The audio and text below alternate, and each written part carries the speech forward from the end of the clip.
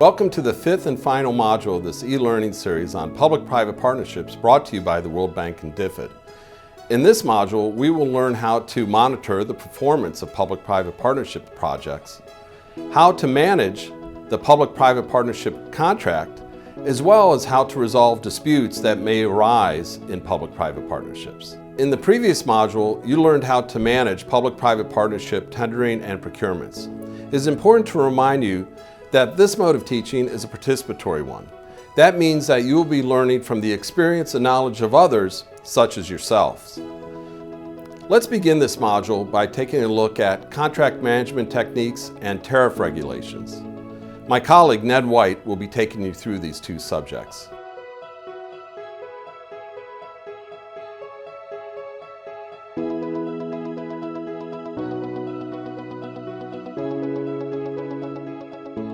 We're focusing on the final phase in the project cycle of PPPs. This is contract management and performance monitoring. And keep in mind that we said that one thing that is part of the definition of a PPP is it is performance-based. We should be paying our private partner based on their level of performance. And this is a key difference from when we fund public sector projects often. When the public sector takes out a sovereign loan and finances a project, let's take the school example that we've mentioned. We may borrow money, we may hire an EPC contractor to build the school, we might have a separate tender for design and a separate tender for construction. And then, as the public, we are paying off the loan, we're paying off the money that we borrowed, even if the school is not maintained.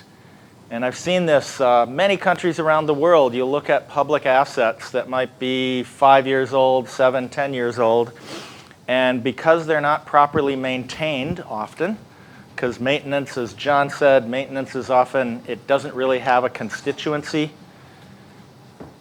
Because they're not maintained, sometimes these things become unusable, maybe not even fit for occupancy or safe to inhabit.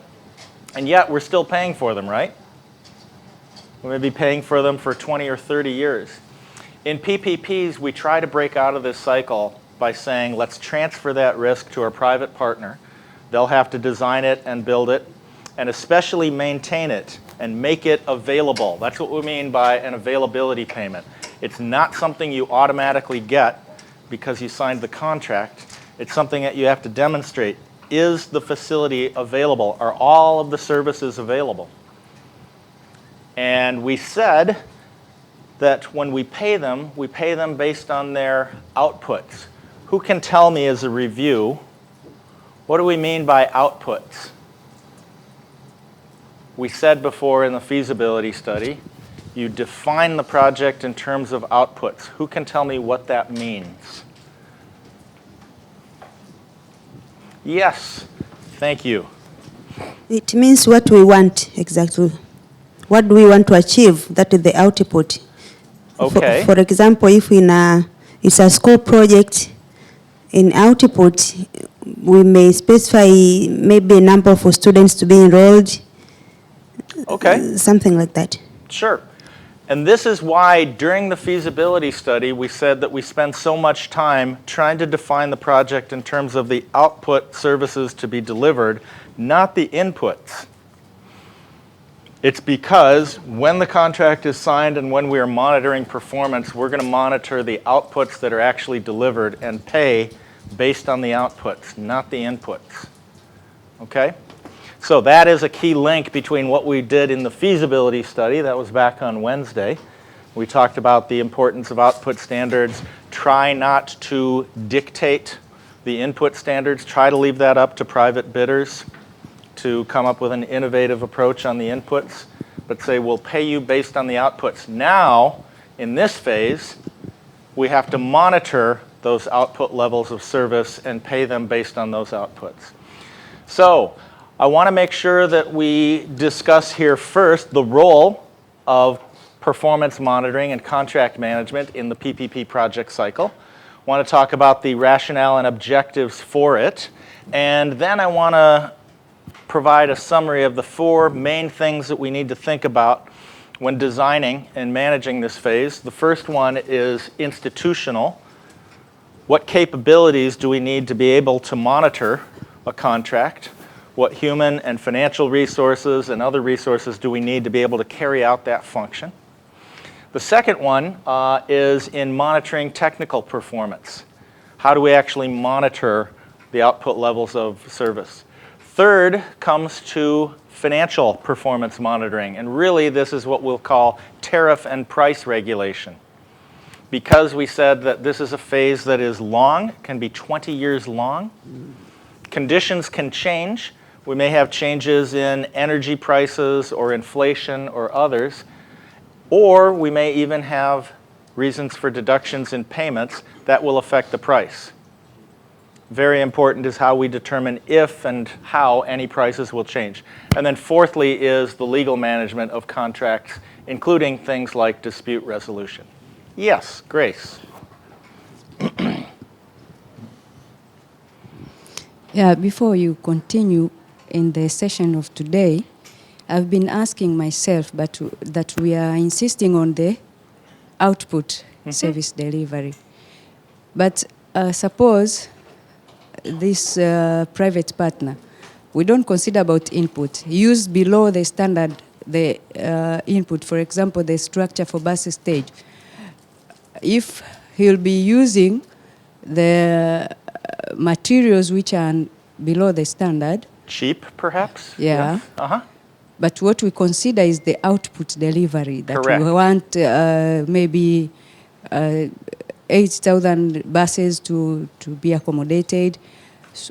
So I was asking myself, what if after the period of concession, this building becomes not of the required quality? What are we going to do? That is a good question. It gets to a question about how long should the period of a PPP contract be? Can anybody tell me what is the primary factor that determines the length of, we'll call it the concession period or the PPP contract period?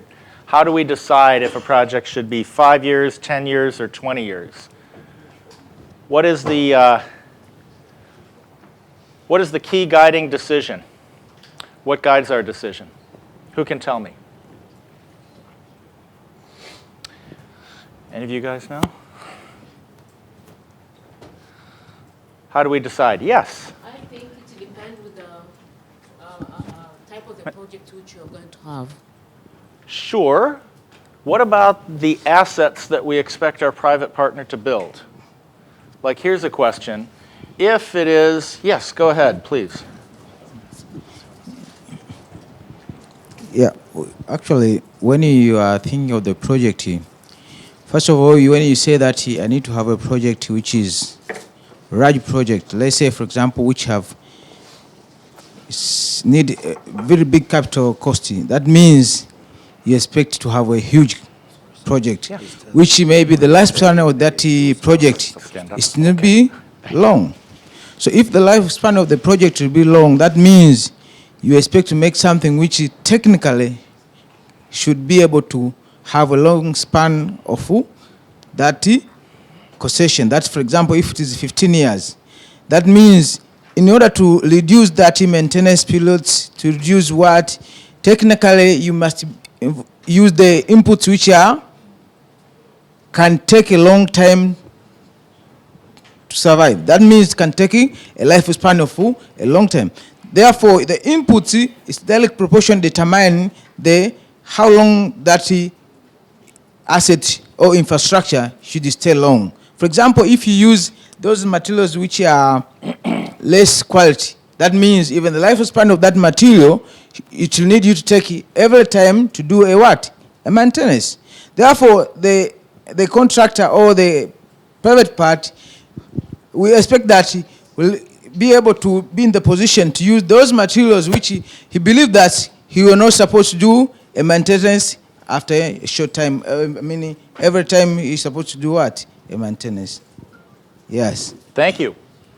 Yes, so as he said, the length of the period of the contract depends on the expected useful life of the underlying assets.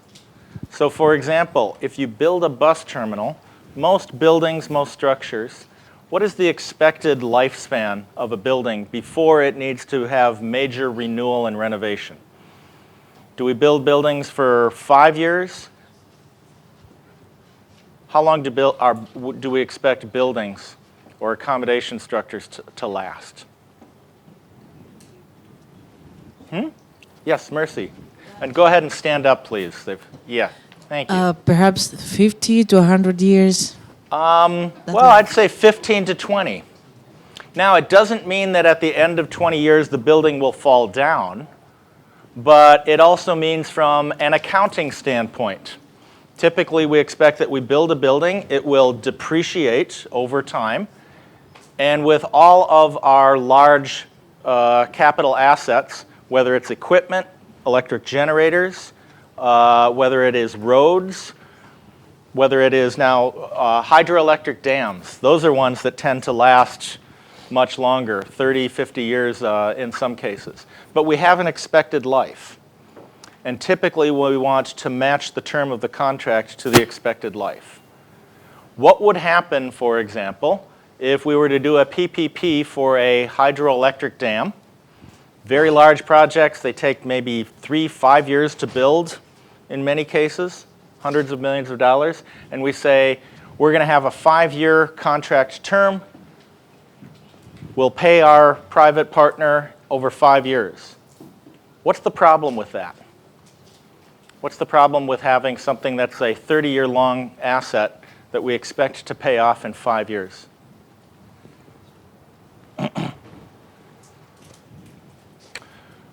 Who can tell me?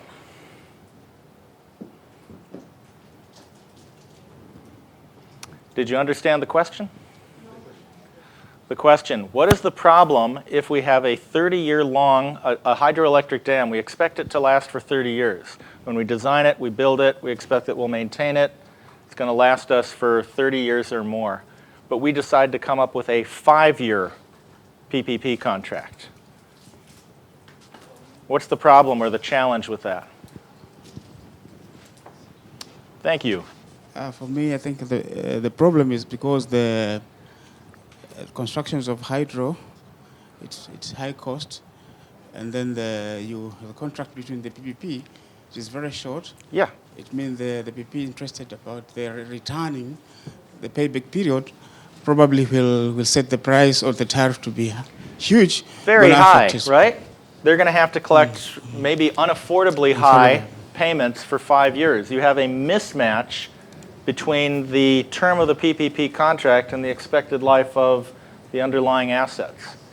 Now here is a question. You mentioned, I think you gave the example of a bus terminal. Okay, we expect typically a bus terminal would probably last, I'm going to say, about 20 years. Maybe a little less, maybe a little more. At the end of 20 years, do you expect that the private partner is going to be giving you back a brand new bus terminal? Is that what you're going to get? Okay, if it is transferred from the private partner to the municipality or the local government authority, it's a 20-year-old bus terminal, right? It's been maintained, right? It's at least in working condition. But what is the local government authority going to have to do as soon as it receives that residual asset? What's it going to have to do? Yes? Vita. The sooner they receive their project, they'll have to bear all costs of maintenance and the upkeep of the bus terminal. You're going to have to quickly think about, now how are we going to renew this? It's a 20-year-old asset. Yes, it's been maintained, but it's fully depreciated. We're not getting a new asset. And this is why we'll even talk about that one of the techniques to discuss in PPPs are things like contract extensions or negotiating even a renewal contract. But this is why we oftentimes say that at the end of a contract term, is the public authority, are they getting an asset or are they getting a liability? What do you think? Are we getting back an asset or are we sort of getting back a liability? It's an asset and also the liability. Asset in terms of that they'll be just owning the asset. They run, they make business, they get the return. But at the same time, it's liability because they'll have to maintain. So there are costs that comes with the benefit. And especially, you're going to have to think about how you're going to renew this. Because anybody would tell you, well, yes, it's still operating. It was maintained, but this is 20 years old. And in fact, from a accounting standpoint, what is the book value of this 20-year-old bus terminal? Maybe zero almost, which means you're going to have to think about, if we want to reliably continue to provide this service, we're going to have to come up with a renewal investment. We're going to have to think about how we're going to do that. Okay, now I want to mention just something here that John had also pointed out, that when we think about the different phases in PPPs, that identifying and selecting candidate projects, we can do that in the case of a month or two. Doing feasibility studies can take several months, 2 to 6 months, sometimes a little longer.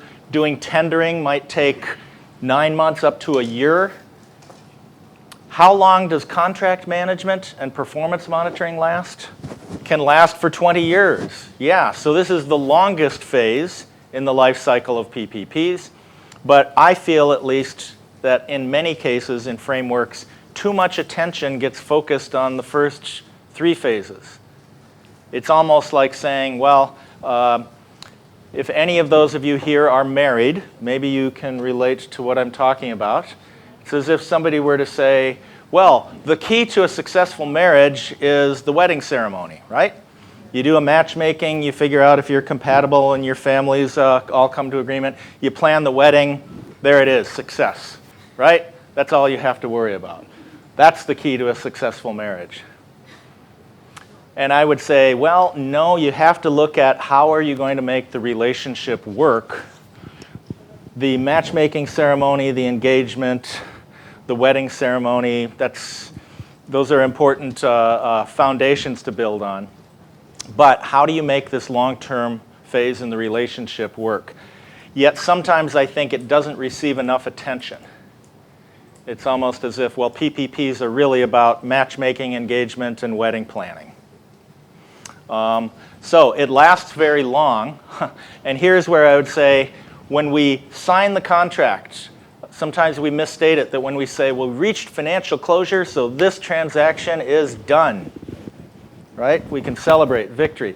You'd say, well, that's the beginning of a very important phase in the relationship. It's not the end of the transaction. So many things can happen, as we've seen, that can challenge that relationship. Even though we've done a lot of planning, we've identified all the risks, we have a contract in place that says, if this event happens, here's how the project will be affected. Again, the point that PPPs are performance-based. The way that a PPP is able to deliver better value for money, especially making sure that the facilities are available, that we don't run into problems of deferred maintenance and or how we run into how we might avoid problems of, let's say, as you mentioned, it's Grace. As you mentioned, what if they use cheap or inferior construction materials? Well, if we say you're free to choose, as a private partner, you're free to choose whatever inputs you want, but it's at your risk. If they do use inferior materials, how would the contract handle that instance? Would it say we're going to tell you what inputs to use? Should the contract say you cannot use any materials you want? We're going to tell you what the inputs are? Is that how a PPP should work? All right. What if they do use inferior materials, and then you find out after the first year or two that they're not meeting their output standards because the facility is falling apart? How does the project respond to that? If they're not available because they used the wrong inputs, how should the contract handle that? Maybe in the contract, we have to specify some issues on how are we going to handle them, because we need to get an assurance of after this contract, we are also going to enjoy the facility for a reasonable time. So Well, we have to put some issues in our contract, maybe clearing, explaining clearly on how are we going to handle if such a case happens. Sure, you have to have a plan for doing that, but what is the most effective way to give incentives or disincentives to our private partner for doing that? What's the best way to do that? Faniel, do you want to? You need to have the penalties or in their verbal payment. You have to provide the penalties so that Yep. if they don't meet that standards, then the penalties are there. Sure. Yeah. So it's in the payment in exchange for performance principle that it says if the facility is not available, you're not delivering services because of unscheduled outages, because you used inferior materials. Number one, you're not going to get your availability payments. And number two, we may even then assign additional penalties because we may have to bear additional costs to provide that, pay somebody else to provide that service. We'll pass it on to you.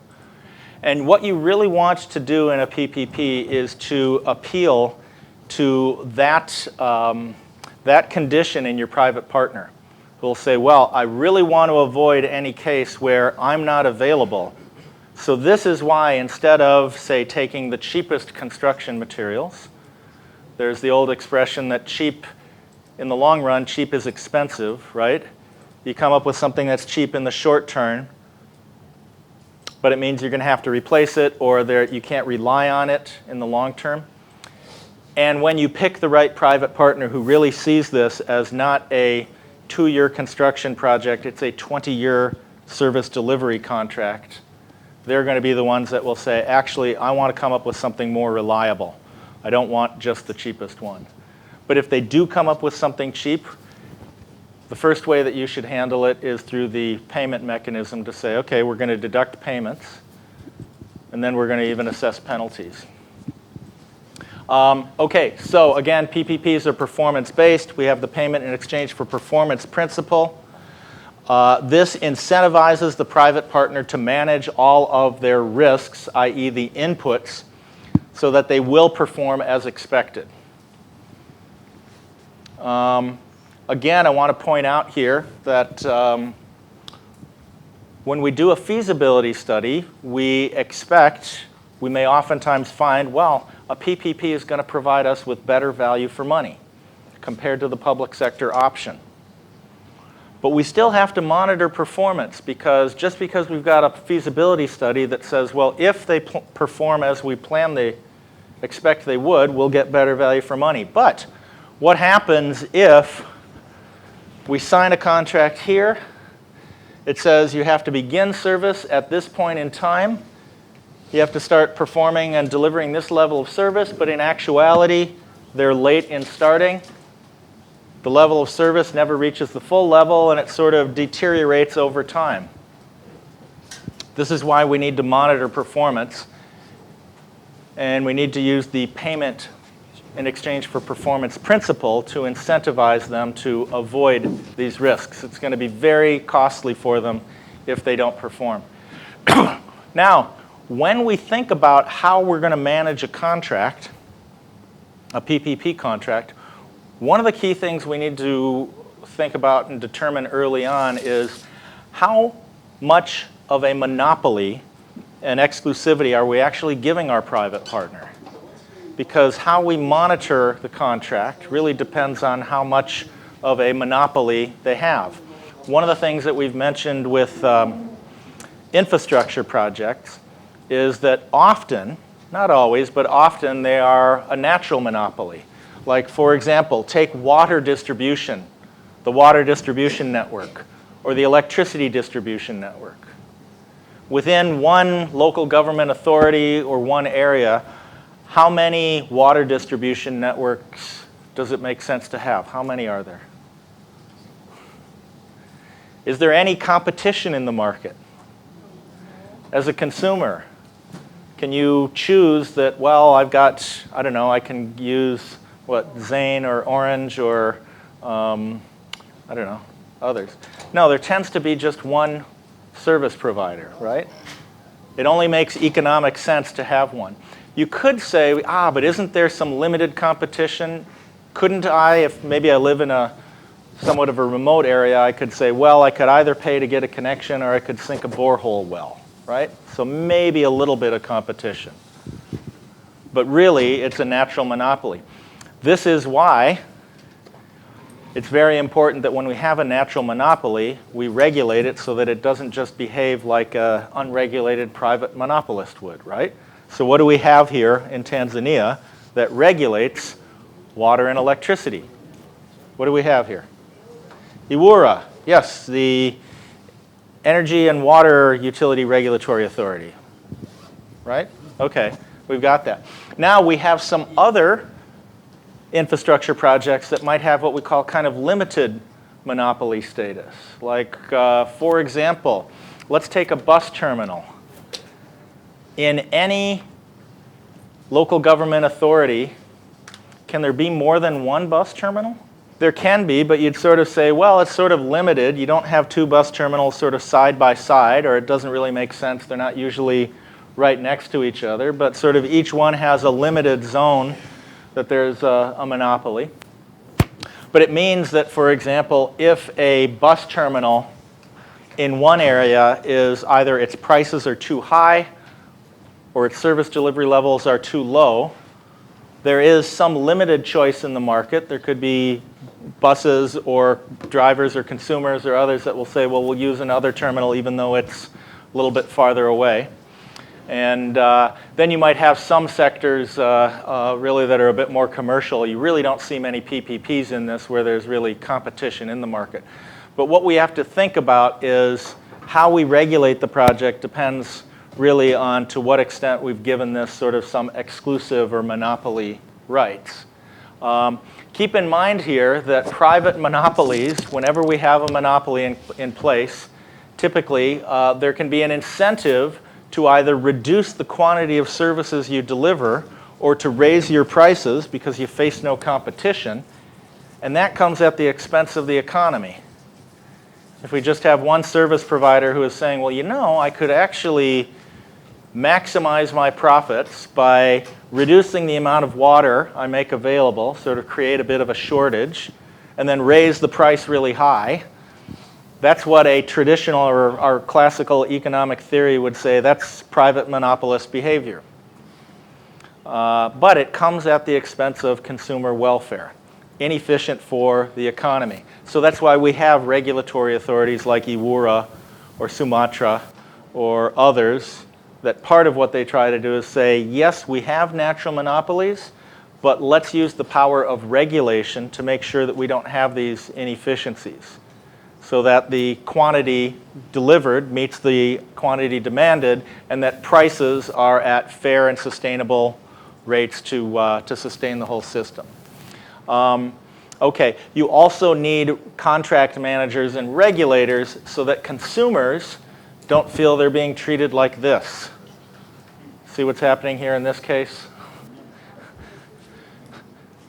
You got the consumer here who is feeling like at least even their perception is that and we oftentimes feel this way, why is it that we're putting up with prices are sort of being dictated to us? We have no choice. Service levels aren't that good. This is unsatisfactory. But so you need a regulator to protect consumers, right? And say, no, we're insisting on should be minimum standard levels. But it's a difficult thing to do. Regulation is, in order to make it work, it's difficult still to get the right prices and still to satisfy consumers that you're getting effective levels of service.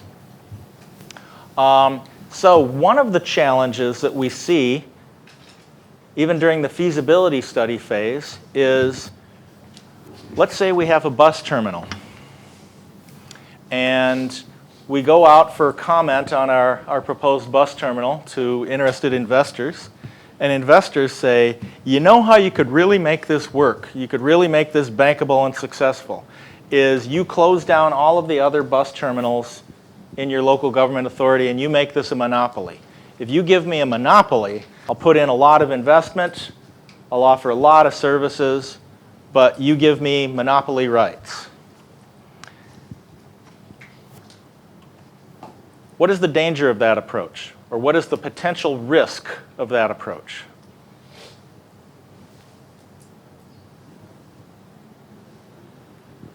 Does it make sense? Do you think private bidders would say, if I'm going to undertake the bus terminal or the marketplace, I want to be a monopoly? Does that make sense? No? You think that they would rather say, I want to be in a competing market where I'm facing competition from other potential bus terminals and marketplaces in the area? Or they're going to say, if this is going to be a PPP, you give me the monopoly. Which do you think is going to be more appealing to private investors?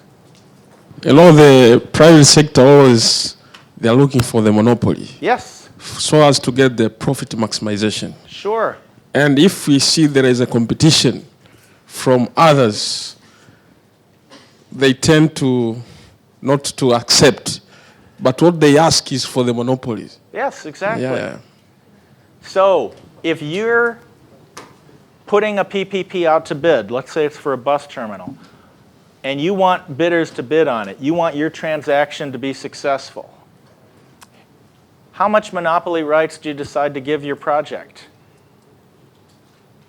What is the downside? What is the risk if you say, okay, we really want this PPP project to go forward. This is going to be a flagship bus terminal, very nice, many different services, connection with many modes of transportation. It's going to look really nice, but we're going to give it monopoly status. We may even close down competing or other forms of transportation stations. What is the risk of doing that? Yes? I think the issue of risk first in terms of the quality of services, because he'll feel that he's alone because he's monopoly, and then he's free to he's being laissez-faire, just free to provide the less qualities, even the price to shoot it, because he's the only one. Sure. He could be behaving then as a classic monopolist, which is to say, okay, once I have the monopoly in power, now I can raise my prices, or maybe since I don't face competition, my consumers aren't going anywhere. Maybe I don't have to spend as much on maintenance and service delivery. So when we have monopolies, the challenge is that consumers are the ones who miss out on the benefits of competition. Sure. So the dilemma that we oftentimes face is this: do you essentially create a monopoly or offer certain forms of exclusivity in order to attract investors to your PPP? And in some sectors, they may say, well, actually, it really makes sense for a large transportation facility, makes sense that it should be about the only one in a metropolitan area. You'll have some reasons for that. You'll have others pushing back and saying, yeah, but if we only have one, we really have to watch it and make sure that it's regulated, that it delivers service, because if we rely on one monopoly for our services and they don't deliver, that comes at the expense of consumer welfare. So here is the dilemma that you face. How much monopoly rights to give it? And if so, then how do you regulate it? Here are some examples of monopoly rights. So for example, I've seen in the airport sector, in fact, we've seen it here in Tanzania. What if the airport says, the concessionaire says, I'll invest in and expand this airport, international airport, but you have to give me exclusivity in a radius of 150 kilometers. I'm the only international airport within a radius of 150 kilometers, as was the case here in Tanzania. Or I've seen some airports say, until average annual passengers reach X million passengers per year, I'm the only one. If it's beyond that, then you can think about this. Things like this, these monopoly rights, they tend to be easy to give away today. Today we're saying, well, we just need a new airport. We need an expanded airport, so it doesn't cost us anything. Sure, here's your monopoly.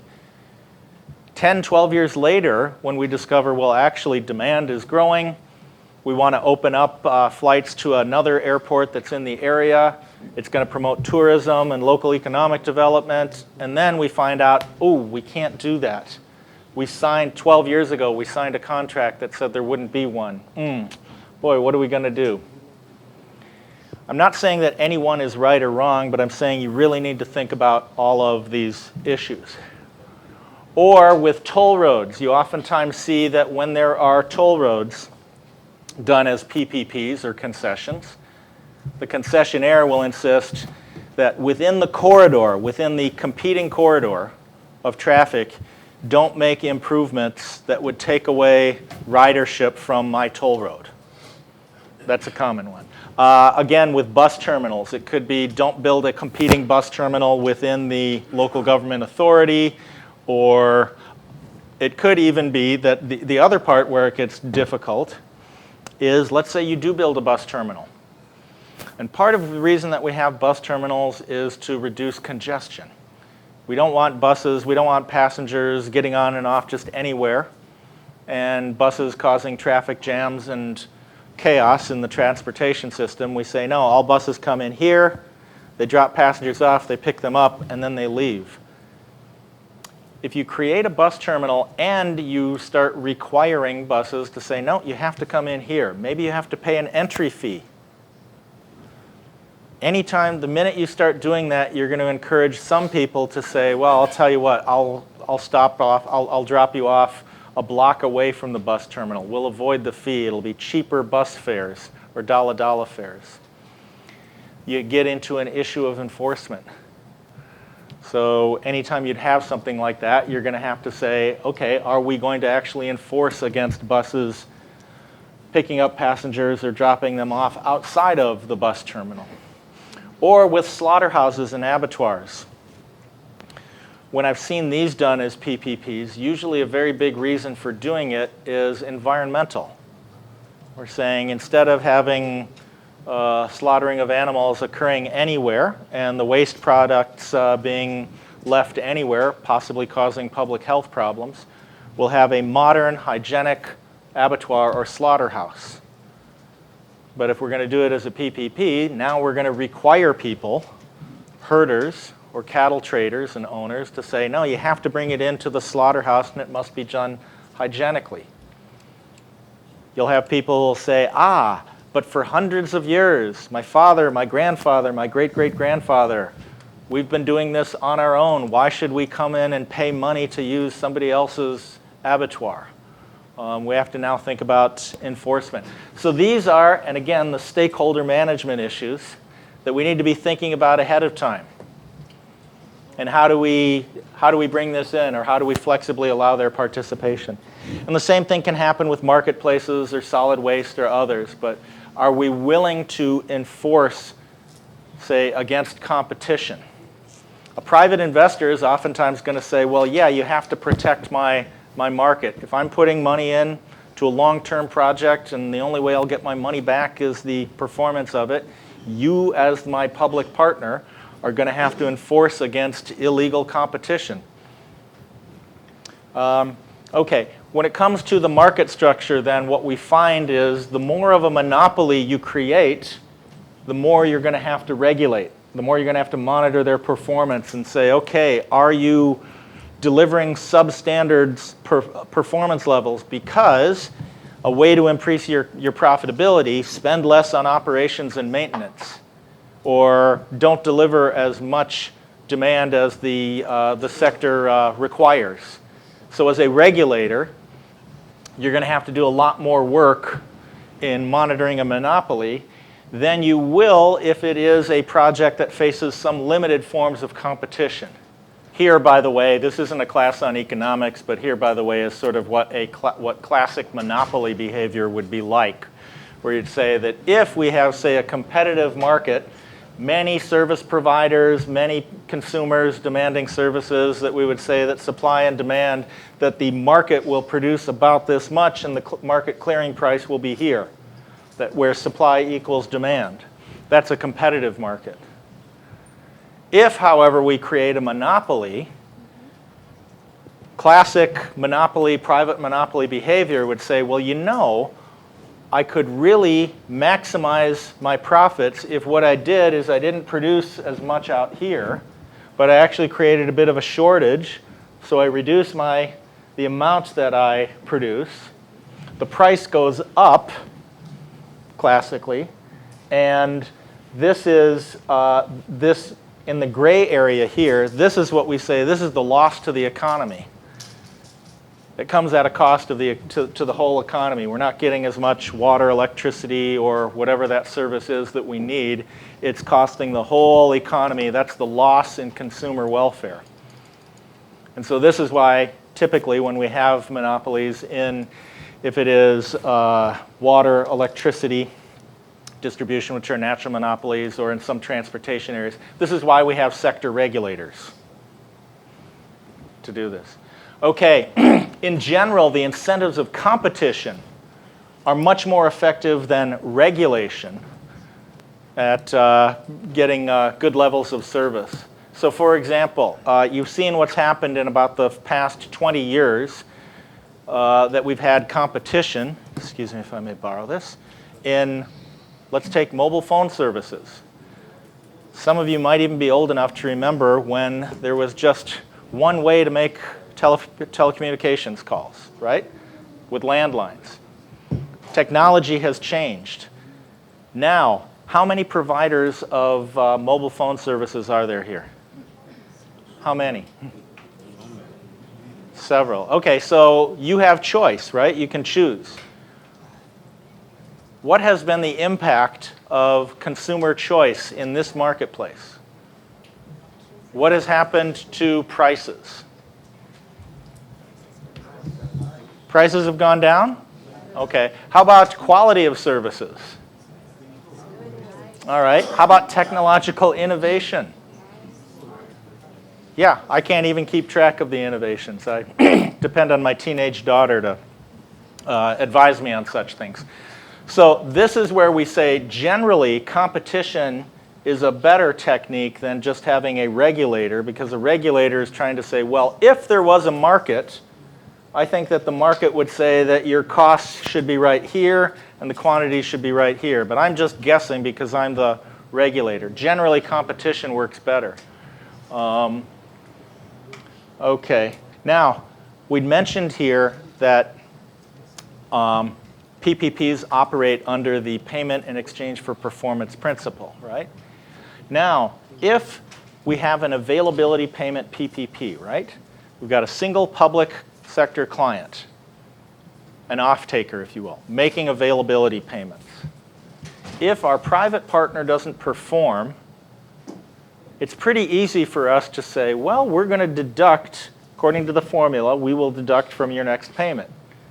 You weren't available on this date and this date, or you missed this output level, we're deducting this from your next payment. That's pretty easy. Now, what if instead of availability payments, we have a concession?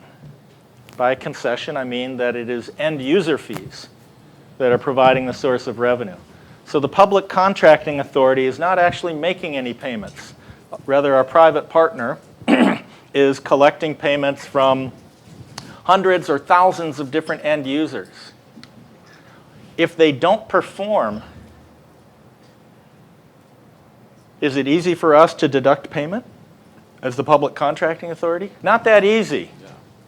So we have to think of mechanisms of how can we still enforce the payment in exchange for performance principle when the revenue stream is actually coming directly from end users to our private partner. How do we do that? And this is where we see performance bonds coming in. I think you had even mentioned the case of what happens if they're unavailable because they've used inferior inputs, equipment, cheap equipment or cheap materials on the inputs to try and save costs, and now they're not meeting their output standards. This is where we say the simulation that we did 2 days ago, we showed that there were performance bonds, right? You post a performance bond with your public contracting authority equal to, say, 1 year's annual revenues, sort of a letter of credit or a bank draft. And basically what it says is that if we don't perform, the public authority may draw down upon that essentially charging damages, but at an approved daily rate. And usually I've seen these say, okay, it can be done at a maximum amount per day, and it usually lasts up to about a year. And at the end of that, it's time to cancel the contract, right? If they're still not performing after a year. So this is where you'll have, you require this as part of bids. You post a bid bond, right? The bid bond is basically to say, okay, once the contract is awarded to you, you post a bid bond, or when you submit the bid, you post a bid bond so that you don't just walk away from the deal. You don't just say, oh, actually, I don't have the money to come up with that, and frankly, we're no longer interested in this business opportunity. I'm just going to leave. That can happen with private investors. They can have changes in fortunes or changes in directions and strategy. So a performance bond, though, is posted during the entire term of performance. And this is something that you can draw down upon. But what is a disadvantage or a cost of requiring a private partner to post a performance bond? What is a disadvantage? Yeah. Do you think most private partners will willingly post a performance bond? Keep in mind, that means they have to take 1 year of annual revenues. They have to take it, essentially, they've got to put that money in the contract, they've got to encumber it or limit it, post it with their bank, and have it sit there during the whole life of the contract. Yes, Daniel. Most of the private partners, they don't want this kind of performance bond because they are saying you are putting their capital dead. That's right. What they're going to say is, you're just adding to the cost of the contract, which means I'm going to charge you higher prices, or I'm going to charge the consumer higher prices. If it's, I don't know, maybe it could add 10% to the total cost of the project. Many of them will say is, look, if you want me to show my commitment, I'm already committed. I'm putting millions of dollars into this project. I'm going to perform. It's performance-based. I'm going to wait until the very end of the contract to get all my money back. You don't need any more commitment from me. I'm already committed. But keep in mind that it does mean that without this, without a performance bond, if it is a concession and end users are paying and they're not performing, then you don't really have some very clear mechanisms of saying, well, here's how we are going to pay for inadequate levels of performance. So let me just give you a couple of examples of where you need to think about contract management units and functions. Let's say that an LGA, local government authority, has awarded a PPP contract to design, finance, construct, and manage a new municipal bus station. The private partner's revenues come primarily from the commercial rents paid by tenant shops. To make the project more attractive, the local government authority gave the private partner a monopoly. They basically said that within a 1-block radius all around, there will be no competition in similar commercial activities. The shops that are renting space at the new bus station are complaining that the rents are too high. They're saying that the rents at the new bus station are too high, and that the bus terminal is not regularly maintaining, cleaning, or even providing security. As the local government authority, what do? How do you respond? You've given it a monopoly rights. Now you've got complaints from local shop owners who say that levels of service have deteriorated. What do? For myself, I would like to look on the cost, make a cost mechanism of operating these bus terminals, and to see that whether the fare or the price is relevant according to the operational cost. Mm-hmm. That is my first time looking into it. You would need some mechanism, though, that number one, you're going to have to monitor performance. You shouldn't only listen to the tenant shops, but you should have a way of basically having measurable levels of performance. Is it actually true? What is the frequency of, how often does it need to be cleaned or things like that. And then secondly, you're also going to want to have a payment in exchange for a performance mechanism to basically say, okay, if services are below standards, is there a mechanism to either deduct payment or penalize for it? But this is what you need to think about when we say, well, you need to have a contract management unit. You need to have a body whose job it is to monitor performance and to be to analyze issues like this. Or let's say an LGA is awarded a PPP contract to design, finance, construct, and manage a new marketplace. The municipality has contributed land to the project in exchange for 20% equity ownership. Okay, so here we've got a case we talked about earlier in the week of a joint venture. Creates some issues, right? Which side of the table is the municipality on? Are they on the side of the contracting authority who's signed the PPP contract? Or are they actually within the PPP project itself? The private developer has announced that because of increases in inflation, electricity prices, water prices, and wage increases, the rents that they charge will be increased next year by 25%. The municipality has not established a PPP monitoring unit because no funds were provided for it.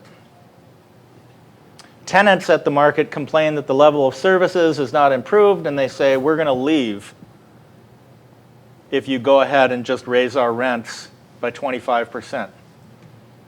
So what do you do?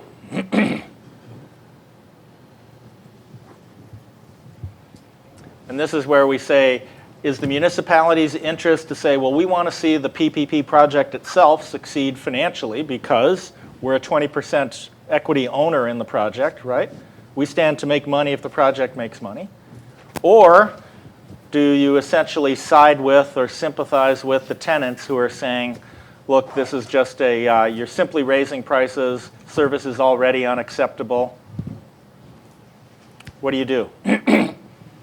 One thing that you do need to do, this is why it says, number one, create some contract management capacity, some office or some individual whose job it is to actually monitor performance and make sure that they have the resources to do it, including, it usually doesn't take much money, but you can't omit it, the budget to do so.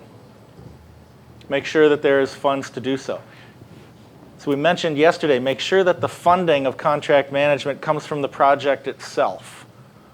Maybe and usually it says, okay, as a term of your PPP contract, every year you must pay a concession fee or some license fee to the municipality. Not a lot of money, but that money goes to cover the costs of our monitoring your contract. So that we say that the project pays for itself. And then the second thing you need to do, monitor performance here. And then also you need to think about how you're going to manage potential conflicts of interest.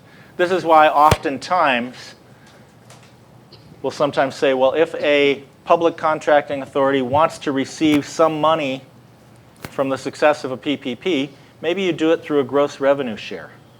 You don't put yourself exactly right in the as a minority shareholder in the project company. Instead, you say we'll limit the conflicts of interest. We'll just be receiving a revenue share off the top. We're not going to be involved in the project company as a minority shareholder. Okay, I also want to point out that sometimes, I know this scares some lawyers when we say this, but that because PPPs are for large projects, they're complex and they're unique, and they're long-term, that PPP contracts are to some degree inherently incomplete. Because we've seen when we go through the process of identifying risks that there's all kinds of risks that we can identify. We can spend a lot of time trying to identify and analyze every risk and allocate it. And at some point, we have to say, well, we've gotten as far as we feasibly can. It's time to agree on what we have now, sign the contract, and go forward. but there's still going to be unforeseen events or changes that we can't predict in the future. And therefore, we say that the project has to be able to come up with how are we going to address unforeseeable future events. Some of this we deal with through things like, well, if there are changes in input prices that our private partner can't control, like let's take electricity or energy, that's a common one. We say that there'll be a pass-through formula. Each year the tariff, or each quarter, the tariff will be adjusted according to a percentage change in the energy price, or electricity price, or labor price, or inflation. And that way we know ahead of time that here's what the formula says. We just determine what the inflation rate is, or the price index rate is, and we adjust the formula accordingly. But there can be other changes as well that are more difficult to foresee. There can be changes in demand, changes in technology, competition changes, or others. And this is where we say that the PPP contract, even though it's very detailed, we have to have mechanisms for saying, okay, how can we regularly get together and update and modify a PPP contract sustainably and also fairly? A danger in this is that if you sign a PPP contract and then 5 years later you say, let's revise this and update it, one danger is that your private partner could use this as an opportunity because now they're a monopoly, right? You sign the contract with them, they're the only service provider in the sector. They could use this as an opportunity to say, well, actually, our costs have gone up. We need to raise prices accordingly. Maybe we think that we should cut back on the performance requirements. So you need to manage this very carefully. Examples of unplanned for changes in PPP contracts. It could be change in scope. Maybe you decide that, well, we started out with a smaller scale project for phase 1. Now demand has gone up. We need to expand the scope of the project. Maybe we need to widen the road that we've built, or whatever the network is. It could be changes in input costs. Like I say, fuel, electricity, maybe labor, or others have gone up. Could be that there are changes in regulations or laws or taxes. And usually you'll see that these things are dealt with through a formula. So it basically says, okay, if the VAT tax rate is increased, the price of tariffs for the private partner will go up accordingly. Or a big one here is when there are changes in demand. What if level of demand changes? So one of the things we need to do is agree what is the process by which we will get together and discuss and fairly negotiate these changes, future changes in, that affect the PPP project. Now, I want to go through the 4 key areas of PPP management that we need to think about. Institutional, technical, really tariff or price economic regulation, and then lastly, the legal management of PPP contracts. So when it comes institutionally, we need to think about, and we should at least provide some outline level of this at the feasibility study level, what are the powers, authorities, functions, duties, and funding that we need to give to contract management. Usually it's pretty simple, but as I say, you can't omit this. What are the organizational design options for this? And we say that this is regulation by contract, that you have to create a contract management office. Its functions and duties are usually first, receive and verify the reports from the private partner. It's to also have the ability to audit and verify actual levels of service being done. When it comes to technical and quality of service monitoring, this is why it is very important. This comes based on the output standards, bless you. You're monitoring the performance from the output standards that you first designed during the feasibility study. And this is why you need to think in very practical terms that when you come up with an output standard, think about this. How is it going to be measured, and how is it going to be verified? And think very practically about that. Sometimes I see that when we do a first draft of output standards, we'll come up with dozens and dozens of them. And then when it comes to, okay, now how are we going to monitor all of these? And sometimes we might think, wow, some of these are less relevant or very difficult to monitor. And there's a rule of thumb that it says it is better to pick a few key output standards and monitor those very well, rather than pick too many output standards that we can't monitor well because there's too many of them, or some of them are much less important than others. So this is where it's very important when we draft, review, make sure that we've got clear, measurable, verifiable, and enforceable output standards. We need to make sure that we have, this is institutionally, the resources to gather and verify this. One of the things I've sometimes seen is if you don't provide funding or capacity for contract monitoring, a contract monitoring official might say, well, I have no budget, I have no IT resources, maybe I have no transportation resources. So if I need to get out to the project site to inspect it, maybe I'm starting to rely on my private partner to give me a ride out there, or I'm relying upon them for verifying certain data. You don't want to do that. You want to keep it at least independent and objective. And then you have to have the ability to, as we say, link the payment to the level of performance being delivered. This is the best way to ensure that a private partner manages their risks well. Now I want to turn to, again, how we set the standards and the procedures for adjustments to prices. We call this economic regulation or tariff regulation. And what we have to balance in this case is, as John mentions, affordability and bankability. Our private partner is oftentimes going to be providing at least pressures or reasons for price increases, improves their profitability usually. They certainly want to make sure that they can sustain and meet all of the operational costs of their business. Same time, we want to make sure that services are kept within affordable levels for consumers, that there is value for money. So we'll talk about, there's two general ways of doing this. One called rate of return regulation, another called price cap regulation.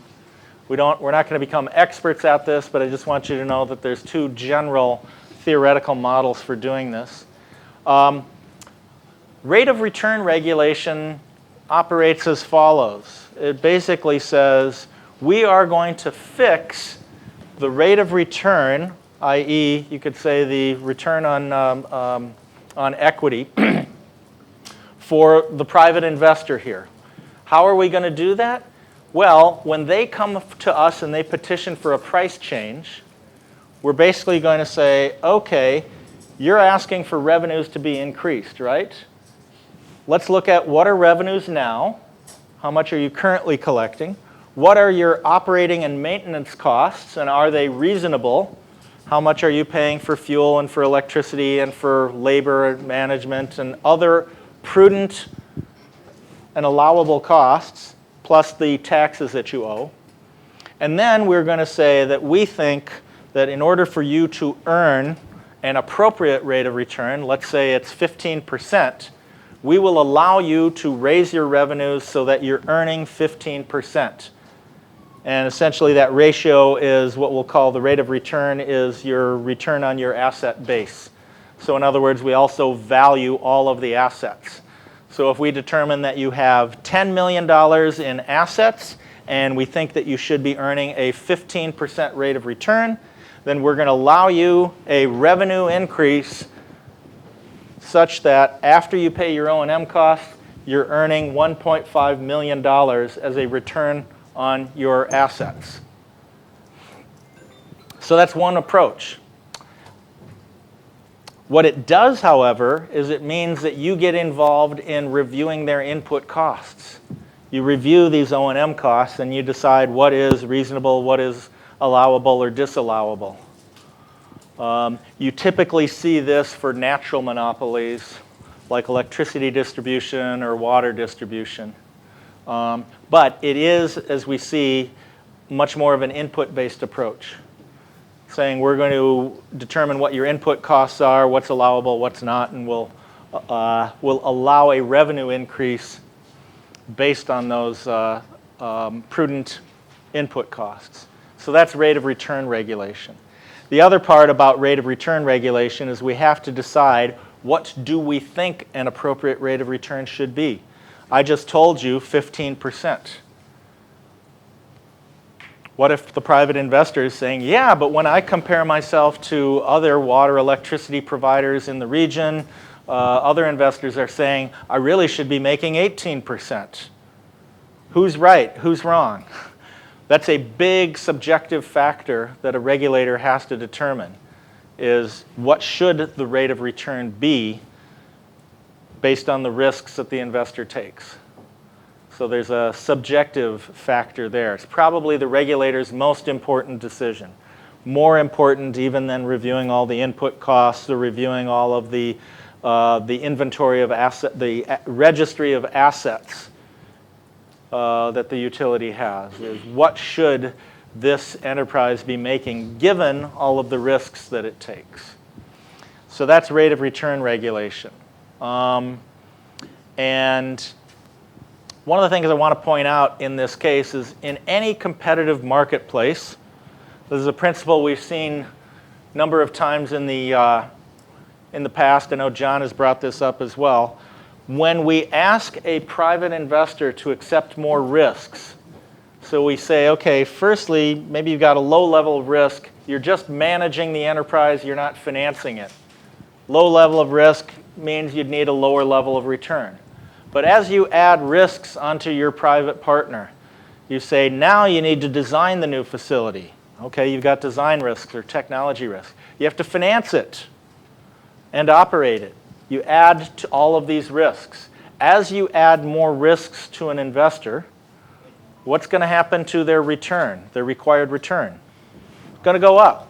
So in any marketplace, you will see, especially for investments, a relationship here, you could say represented by the green arrow, essentially, of you'll have low-risk investments offering low returns and higher-risk investments offering higher returns.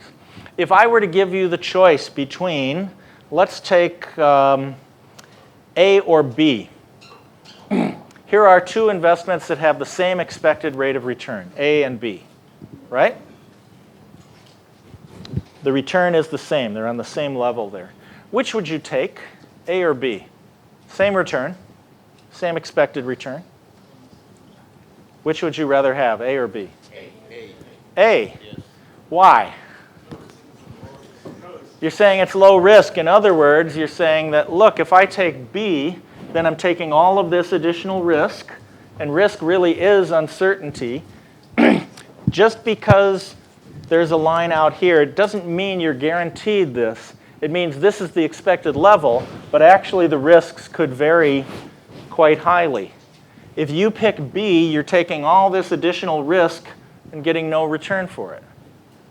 Okay, so now if I say, what if I offer you the choice between B or C? Same level of risk, right? Which are you going to take, B or C? You're going to take C, right? Higher return, same level of risk, higher return. Now, trick question here for you. What if I offer you the choice between A or C? Which would an investor take, A or C?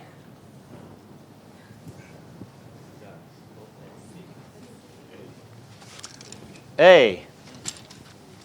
C? All right. Is it reasonable to expect in a competitive economy, different consumers, some people will say, I'd like A, and some people will say, I'd like C? Is that reasonable to expect? Yeah. In fact, do you know what the really smart people will do? What will the really smart people do? We say, there's the expression, don't put all of your eggs in one basket. You've heard that one? You know what the really smart ones will do? They'll put some of their money in C, some of their money in A, and they'll even put some of their money here in something that is virtually risk-free. That would be like government treasury bonds, right? You diversify. Now, if one of your investments doesn't perform quite well, you have the benefits of diversification. You don't lose everything. That would have the lowest variability and the highest expected return. The reason that I show this up here is that sometimes there are regulators who will say, yes, I accept the utility that I am regulating, the water, the electricity system, I don't know, maybe it's a transport terminal or something else. It does face this level of risks. I accept that. You're telling me that we're facing all number of risks, I accept it. But what I want to do is I want to keep the prices affordable to everybody else. So yes, you are out here risk at this level, but I'm going to keep your rate of return low so in hopes of it being affordable. In other words, I'm going to say that you're going to be right here, B. And given the choice in a competitive marketplace, would any rational investor, if you had the choice between C, B, A, or even the risk-free rate here, would anybody choose B? If they had the choice, would anybody put their money in B?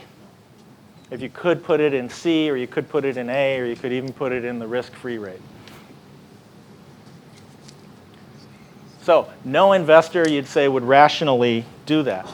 If you decide that you're going to lower the rate of return in hopes of keeping tariffs more affordable, you're going to kind of drive this you're going to try and drive this project out of business.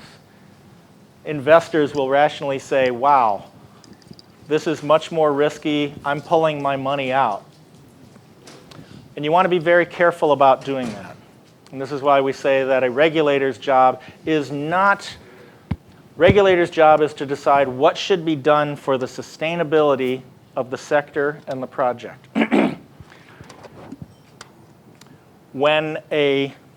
Here's a question for you. So if a regulator is somewhat like a referee of a football match, would you say it's the job of a good referee to always make sure that the home team wins? Is that what a referee should do? No. What should a referee do? What should a proper football referee do? To be fair, okay. So, if you have a good referee, here's a question. Is the job of a good referee to make everybody happy? One of the ways that you can tell, or an indication that you probably have an objective and independent referee, is if everybody's a little bit unhappy. Right? The home team doesn't get exactly what they wanted. The visiting team doesn't get exactly everything that they've wanted. But you'd say, well, it was fair. Right? The referee's job is to make sure that it is fair. Similarly, at least think about this in the context of PPPs, that if you have a regulator who is especially doing this, their job isn't to give consumers everything that they want. Consumers oftentimes will say, well, I'd want high levels of service for free. Their job also isn't to give the investor everything that they want, necessarily. Their job is to say, this is what is needed to sustain the system, to be fair to consumers, and to make sure that there is enough ability to cover the costs sustainably of this enterprise. The other way of dealing with price adjustments is called price capping. And as the name price capping here implies, instead of setting or capping the rate of return the investor gets, meaning down at the end of that waterfall, this is saying we will cap the prices that an investor can charge for, say, a period of about 5 years. So it means that the operator, the private operator, they can increase their profits by reducing their costs and increasing their efficiency. And during this 5-year period, called a review period, they are allowed to increase prices at some rate that is pegged to inflation, the retail price index. So it's what you oftentimes see in cases like this is that the private operator is told, okay, here's what your prices are. They can go up not at the rate of inflation, but inflation minus X%. The X factor, that is the benefit that consumers get, because it's basically telling consumers that if inflation is going up at 10%, prices will go up at 10% minus X. Let's say X is 4%. That means that consumers, your prices are only going up at 6% a year. You're getting a benefit. While inflation's at 10, your prices are going up at 6%. And here's how it might typically work. You might have a case where we don't know what the retail price index is going to be next year. It might be that it starts out at 12%, and for the next 5 years, maybe it decreases to 9%. But our X factor is fixed at 5%. So for the first year, we could say, okay, prices can go up at 12 minus 5, that's 7%. The next year, that's 6%. By the final year, that's 4%. And what you oftentimes find is this incentivizes efficiency. Gets our private partner to say, how can I become more efficient in the delivery of my services, i.e. reducing my costs? And for the first 5 years, I get to keep the benefits of those efficiencies. If I'm able to reduce my costs by 10%, that money goes straight to my bottom line. After 5 years, I share those benefits with consumers. The regulator will pass those on to, to consumers. Now, basically, most PPP contracts that we see, unless it is for a regulated natural monopoly, like water or electricity distribution, most of the cases that we see in PPPs with a single off-taker, they are done as a price cap where the review period is the entire term of the PPP contract. Basically says you bid your prices, they're allowed to go up at some amount through formulas according to inflationary inputs, but there is going to be no intermediate review or changes in prices.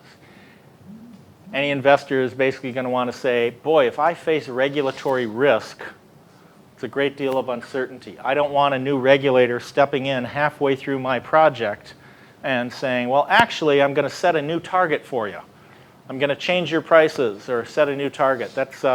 It might not be done independently. It's fairly risky. So most PPP investors for long-term contracts, they insist on price caps for the entire term of the contract, i.e. there's going to be no discretionary regulatory judgment coming in to change prices. We want the predictability of that. However, what you often see is that if project conditions change, if you say, well, the project's been going on for 10 years, we want to expand the scope of the project. The bus terminal has been working very well for 10 years. Now demand is increased.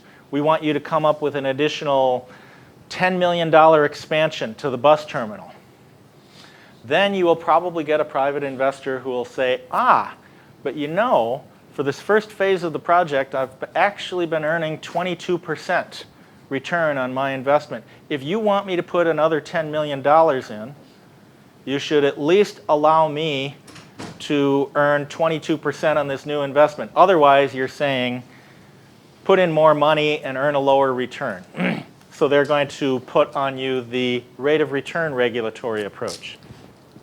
These are common examples of things that you need to think about here. So there are differences between rate of return and price cap regulation.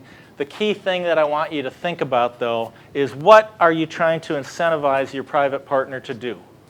Do you want them to invest more money? You want them to say, look, we really want you to invest more money. If so, rate of return tends to work pretty well. It sort of says for every new dollar you invest or millions of dollars that you invest, you'll earn this rate of return. It's pretty elegant and powerful and clear. If, however, you're trying to incentivize efficiency, if you're saying we want the service delivery to be as efficient as it can, price capping tends to be a better approach to incentivize efficiency. And let's see. Lastly here, I think we're just going to go to the legal management of contracts.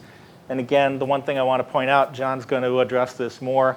It is normal and expected that anytime you've got many different stakeholders providing money to a large project, getting paid based on performance, that there's going to be some disagreements. And especially disagreements because the outcome of a disagreement has a lot of money value to it. And despite the fact that it's a partnership, that really as a partnership we shouldn't have too many conflicts, if you're going to have a disagreement and the outcome of that disagreement has monetary value, we have to come up with an effective way of resolving conflicts or disputes. We don't want it to be that at the first sign of dispute, there's an unresolvable argument and the whole relationship collapses or fails. So the common ways of dealing with this, number one, make sure that there is at least good communication. One of the things that I recommend is at least try to allow or empower the lower level officials, the contract monitoring official and even the technical managers on the private partner. Let them communicate. Let them even come up with suggested solutions. There might be a disagreement there, but let them at first communicate. Don't have it so that every time that there's a disagreement, it goes all the way up to the highest levels. Let them resolve it, hopefully.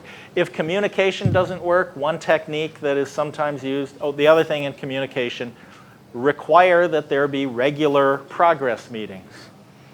This is oftentimes required as a monthly matter or a quarterly matter, definitely as an annual matter, but to make sure that there's a clear mechanism for communications. If you don't require it, I've sometimes seen the response of staff members is that, well, we're not really allowed to communicate, but I'm going to record a problem here, and that goes all the way up to the highest level, and we don't really resolve it. We just sort of build up a lot of complaints. Mediation, if the sides can't talk to each other. Arbitration, which you know a little bit about. It's hiring an independent, either a panel of arbitrators or an individual. Can be very flexible. You can even keep it confidential. It can be done pretty quickly.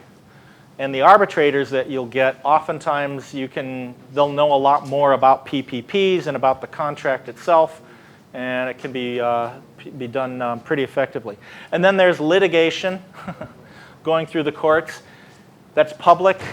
It also takes a long amount of time. It's expensive. And then you can also look at termination. And lastly, what I will say here on termination is almost all the PPP contracts that I've ever worked on say that the public partner, the government, can terminate the contract at any time for its own convenience. Does not even have to show cause. Doesn't have to be for a case of breach by one party or another, but if the government just decides, you know what, we're going in a different direction, change in policy. We no longer want to have PPPs here. That's fine, governments can do that. But the termination clauses are designed or put in there that protect private investors, that will say, yes, you can do that. But condition number one, if you want to terminate the contract, give us official notice. And it'll say what is official notice, who has to be informed, that maybe it has to be notarized or something like that. You have to give maybe 1 year of advance notice, so 1 year before the actual date of handover allow for transition. The second requirement, very important. Usually it will say the government must repay all outstanding debt on the project. So any lender who has lent to the project, you're going to pay off the entire balance, outstanding balance of any loans. Third, you're going to buy up the remaining value, book value, the inventory, and the assets. And then probably you're going to pay some, you might call it a prepayment penalty or an early termination penalty. They won't call it a penalty, but it's some other fee that essentially compensates the investor for the present value of everything they were expecting. So if you're terminating a project halfway through the life and they were saying, well, the present value of the profits that we had essentially been expecting was this amount, that will be in there. So in other words, the termination is not an opportunity for the government, say, to enrich itself. Gives the government the flexibility to do it, but any investor and any lender will make sure that they're protected in this case. I just have the simple question in legal aspect of management of PPP contracts. Yes. Whereas in my understanding from practice, yes, we do communication, mediation, and all the procedures. But according to your explanation, it looks like during the mediation, for example, and the litigation and even the arbitration, the project has to be carried forward. For example, if it's a monitoring and the operation of the facility and the service, public service provision, it has to go to be carried forward. But in normal projects, when you are issued with the notice, it's like the project is suspended. So from your understanding, in this arbitration and litigation, the project has to be keep going or it stops? That's a good question, and depends at what stage in the nature of the dispute, what the complaint is, and also at what stage it's happening, such as is it happening during construction or is it happening later on during operations. I will say that most times dispute resolution mechanisms at least try to say, can we continue with the project or allow for the continuation of construction or operations without having everything draw to a stop. John might have some other experience to share on that, but it really does differ on that. I think when it works out well, the parties realize, look, we've got a problem here, a dispute. Let's not have this lead to the cancellation of the whole project, which really everybody loses.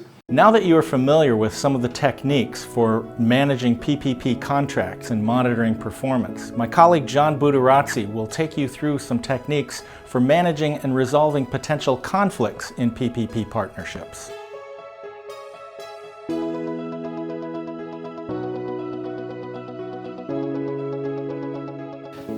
We're going to go through how to resolve conflicts in public-private partnerships.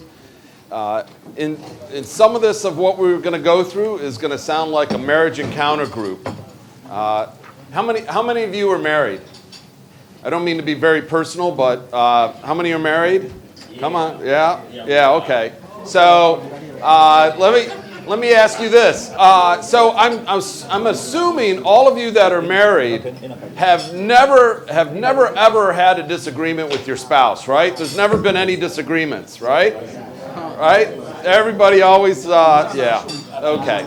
So if you think about it, just to draw the analogy even to make it a little more ridiculous, if you think about it, we've gone through our public-private partnership project cycle. We have identification, we have feasibility, we have procurement, now we have monitoring and evaluation, implementation. So think about it, compare it to marriage. Identification, you're going out, seeing who you might live the rest of your life with. You date, you kind of think that, well, you're kind of identifying who your partner may be. Feasibility, you get to know each other, see if they're compatible. Procurement, that's the wedding, okay? That's the wedding. You have it, makes it official. That's kind of like our contract agreement. We make it official. But then the hard part starts. I mean, that other stuff was all very exciting, all great, but now the work starts in terms of managing these contracts, just like, I'm not going to say manage your marriage, but getting along with each other over a long, hopefully very fruitful time. So if some of this does sound like marriage counseling, apologies in advance. So there's going to be conflicts. If you have an agreement that's going to last 20 years or more, 30 years, something's going to probably happen in the course of that time. There's a contract, but the contract cannot anticipate everything.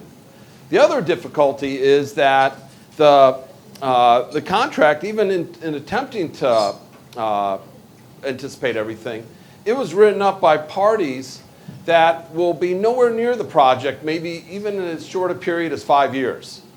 There will be other people involved.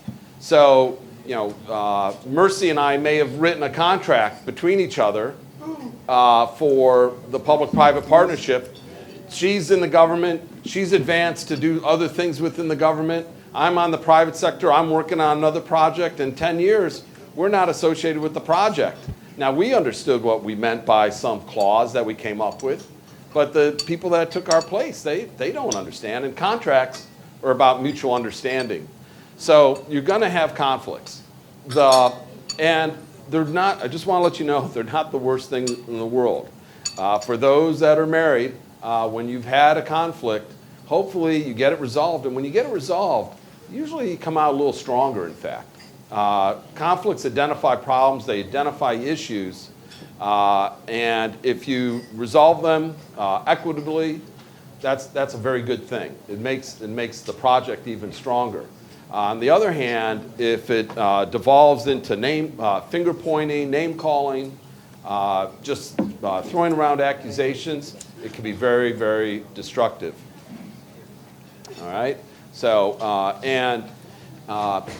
it's certainly going to be a problem in terms of productivity, what you want the project to accomplish. It's going to be very difficult. As I said, these are long-term projects. The contract is not going to anticipate everything. And interpretation, well, there are going to be clauses that get open for misinterpretation. What did you mean about the school being clean? What does that actually mean, if that's a key performance indicator? Well, again, when Mercy and I drew up the contract for that, we kind of had an understanding what that meant. The people that succeed us, they won't. So, now I'm going to ask you, again, drawing on your experiences, whether in marriage or in life, where do conflicts come from? Where do we get conflicts from? What happens? And what makes it maybe difficult to resolve conflicts? Misunderstanding. And misunderstanding oftentimes comes from what? And you can kind of draw on relationships if you want. Mercy? Mostly when you don't comply with the agreements.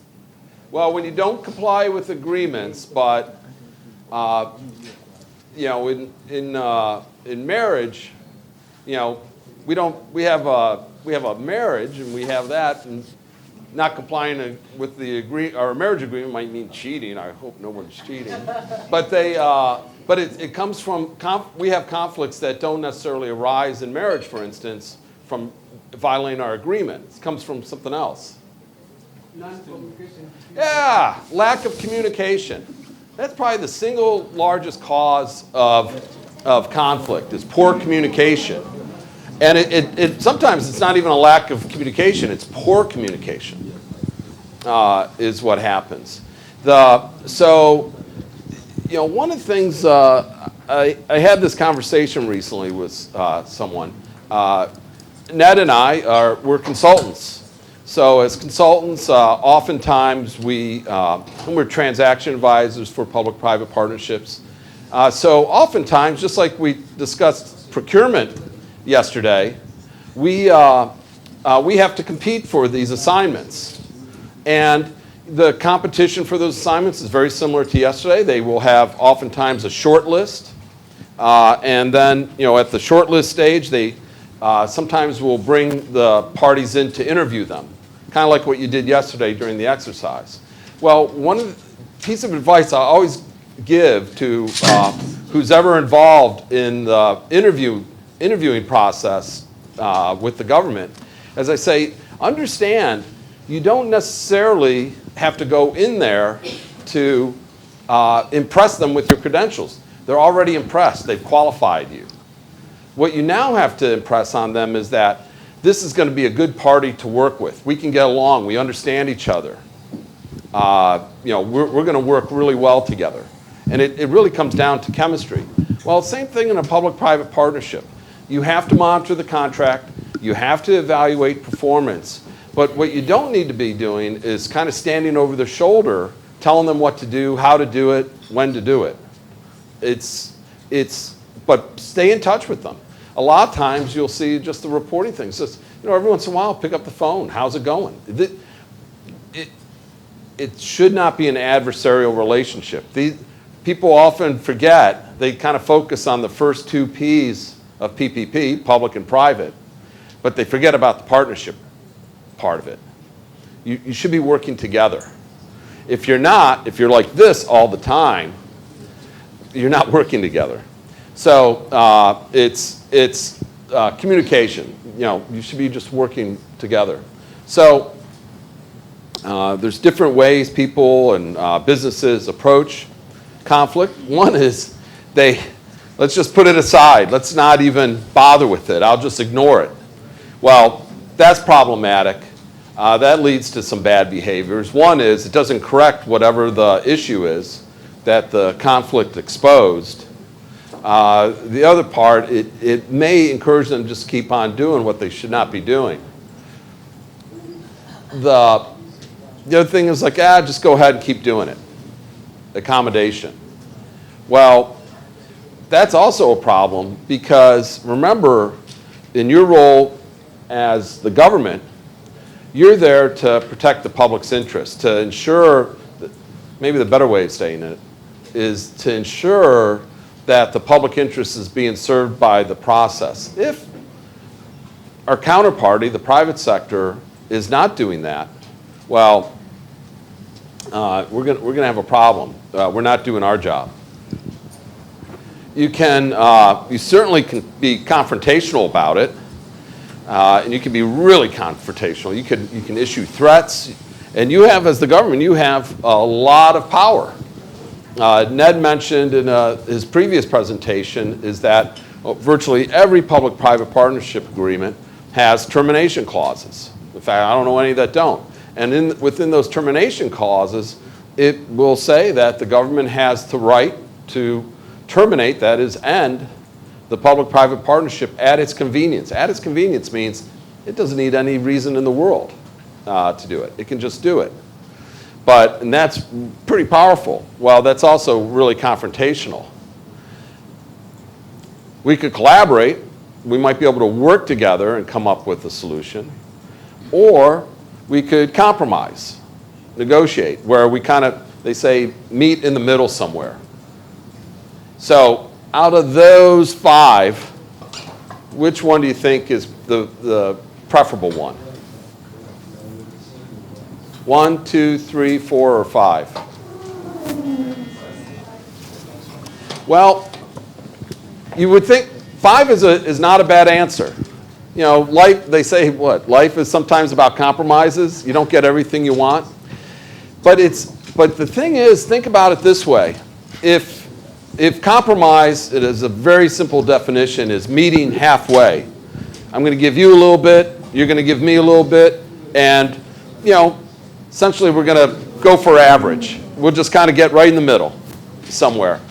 Is that really the best solution for the public? So that's really not necessarily a compromise. It might be a good way of kind of getting rid of the conflict and moving on. It works. It's done all the time. It's done in your government, in Parliament, all the time. We have compromises. The best way is through collaboration, right here. What that means is, remember, one of the reasons we entered into a PPP is to draw on our respective strengths. Government has certain strengths, so does our private partner. And hopefully we can make 2 + 2 = 5.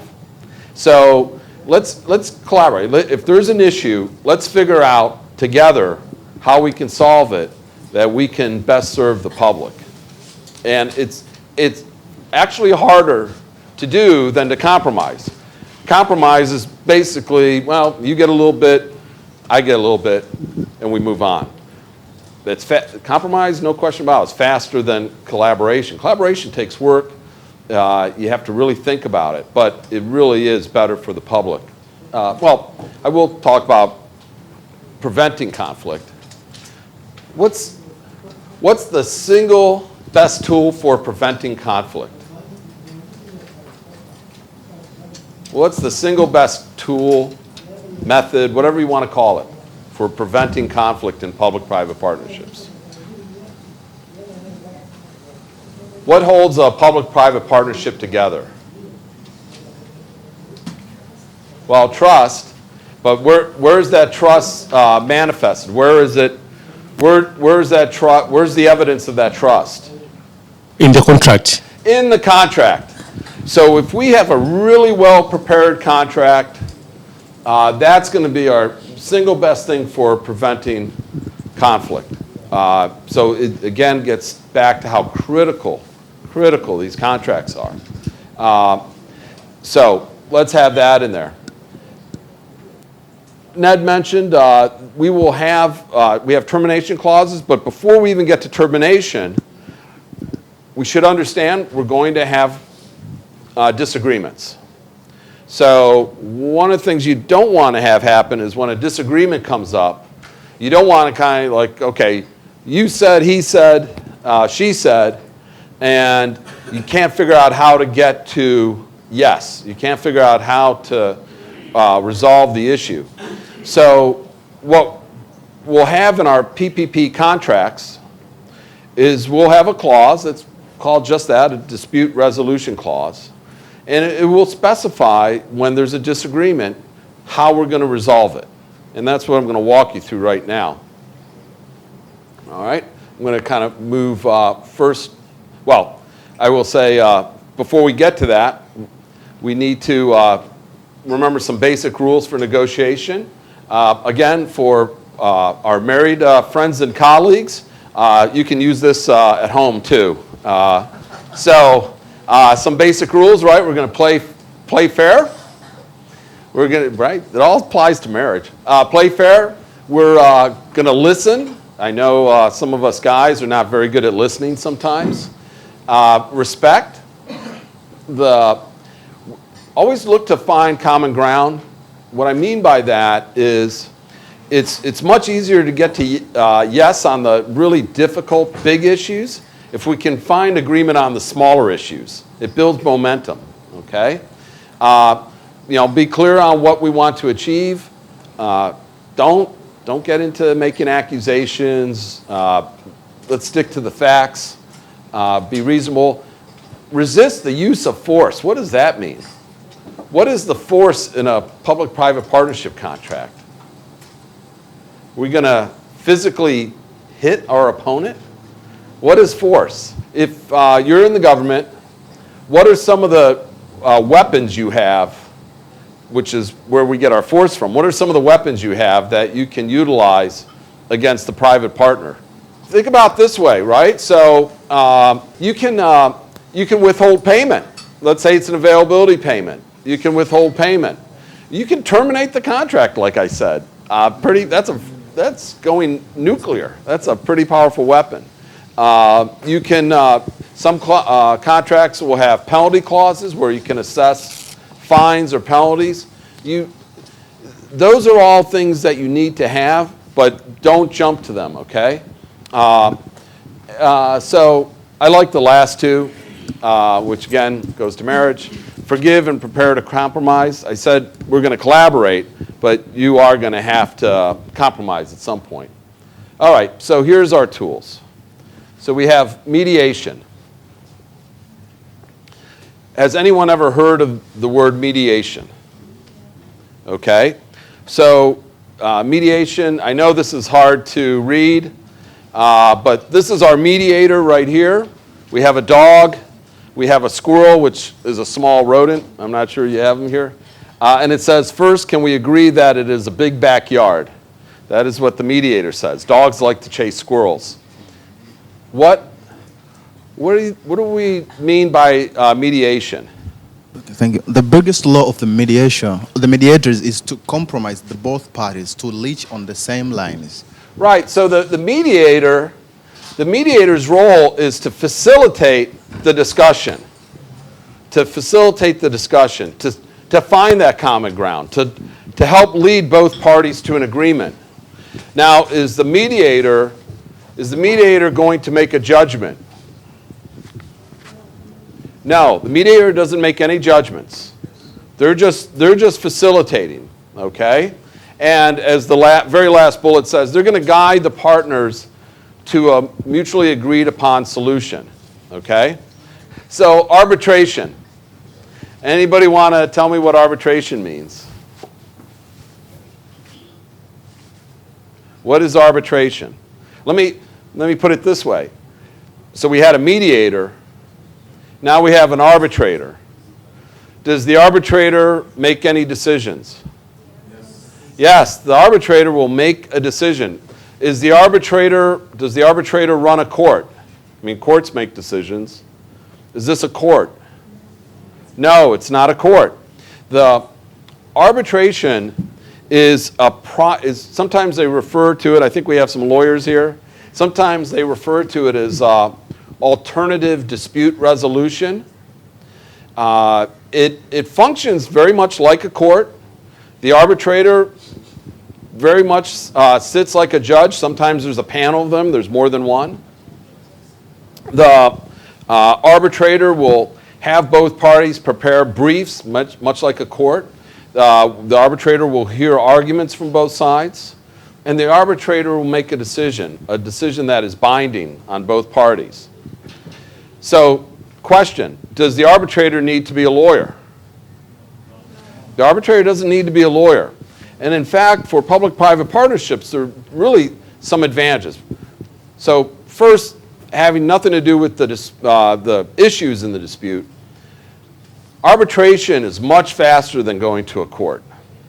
You can get much faster, you get it resolved much quicker. So big advantage of that. The other nice thing is arbitration is confidential. Courts are open to the public. So both parties, including the government, can resolve this confidentially and come to an agreement, either an agreement or a decision on what's going to happen. The other thing that's good about arbitration, so if we have a dispute and we simply take it to the court, well, one of the things I think you've learned is public-private partnerships are complex. There's engineering issues, there's environmental issues, there's financial issues that are, really can get pretty complex. I love our judges. My brother-in-law is a judge, but how much do you think judges know about public-private partnerships? Finance, engineering, those are not their fields. So an engineer can be an arbitrator and decide which solution is better, engineering solution. It could be a banker, it could be a financier if it's a financial issue. It can be a lawyer. It doesn't even need to be a judge. It can be a lawyer if it's a legal issue. It could be a lawyer that's expert in, say, environmental law, if it's an environmental issue, for an environmental legal issue.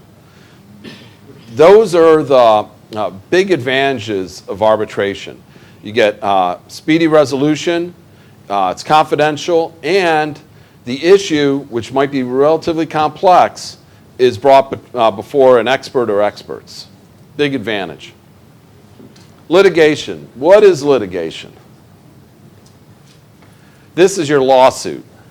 This is where you end up in the courts.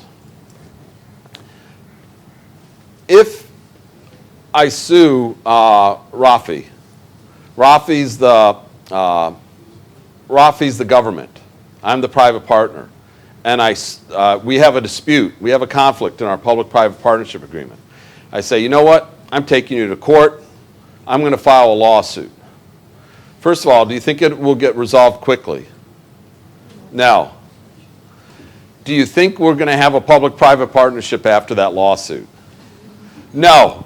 When you sue someone, it's kind of telling that other person, I really don't like you, right? You're not working together. You're now really, you're going to war with them. And you're going to do everything in your power to win. Litigation is the least desirable form of dispute resolution. But it's there, and it happens. And sometimes it's necessary. So that's our least desirable method of resolving the resolution, other than this next one. You can, as the government, as Ned pointed out, as I'm pointing out, you can simply wipe out the deal. You can terminate it. You can end the contract. Now, there's really two things that end a contract. One is, you may hear the phrase, terminated for cause. Terminated for cause. If the government terminates the PPP agreement for cause, what do you think that means? It's termination for cause. So if I'm the government and I notify the private partner, I actually send them a certified mail, a formal notice that we're ending your agreement for cause. What do you think that means? Well, I'll help you out. What it means is that we, the government, think you, the private partner, have done something wrong.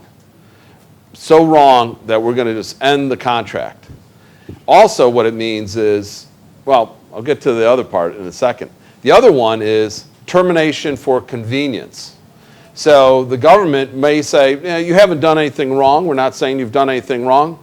We're a new government, and we don't like public-private partnerships. So that's it. We're done. We're not going to do it anymore. So let's say we have a bus terminal complex, public-private partnership, 30-year agreement for that PPP. It's been in operation for 10 years. It's doing everything it's supposed to do. Everyone's happy with it. New government gets elected. New government hates public-private partnerships. New government tells the operator of the bus complex, we're ending the contract, you're out. You are the bus terminal operator. You're the private party. What do you say? How do you feel? It's bad. Yeah, it's bad. What do you want? I have to follow the litigation. I have to file it and understand what it... So that, well, I got a contract. I'm the government. My contract says that you signed that says I can terminate at convenience. I can end the contract anytime I want. You signed it. You said you agreed to that. Yeah. So now what? I'm going to file it because you're going to fight it. Yeah, I can file it, and so that they just. But I'm going to be the judge or even the arbitrator. I'm going to say you're fighting it, but here's John's signature right. Here's your comrade's signature right here, saying that they agreed to this clause that they can terminate. You're not far off. There's consequences. If you terminate at convenience, as the private party, what do you want? Well, you signed up for an agreement that still has 20 years left. You made an investment in a project. You paid money in a project. You haven't, it's probably been billions of shillings. You haven't even gotten all your investment back. You're expecting to earn money over the next 20 years, profit. And all of a sudden, you're not going to be able to do that because the government's ending your contract. So you're going to have lost money. You're going to, have lost shillings. You're not going to see any future money. Yeah, you're going to be, somebody said, mad. You're going to be upset. You're going to demand money. Well, if the government, the other thing, when you're negotiating this contract, don't be surprised from the government side, you come up with that termination for convenience clause. Well, fine, and government should have that right. But the private sector is going to say, okay, that's fine. You can terminate anytime you want. But if you terminate, you got to compensate me for my investment and my lost future earnings. By the way, if you don't have that in your contract, you don't have a bankable project. Private parties are not going to sign your contract if they can't do that.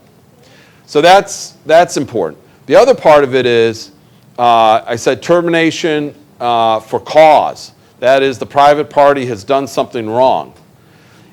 So what does that mean? What's a wrong thing a private party could do? So let's say it's the bus terminal complex. Turns out the private party has, in the operation of the complex, has been creating an environmental condition, hazardous condition.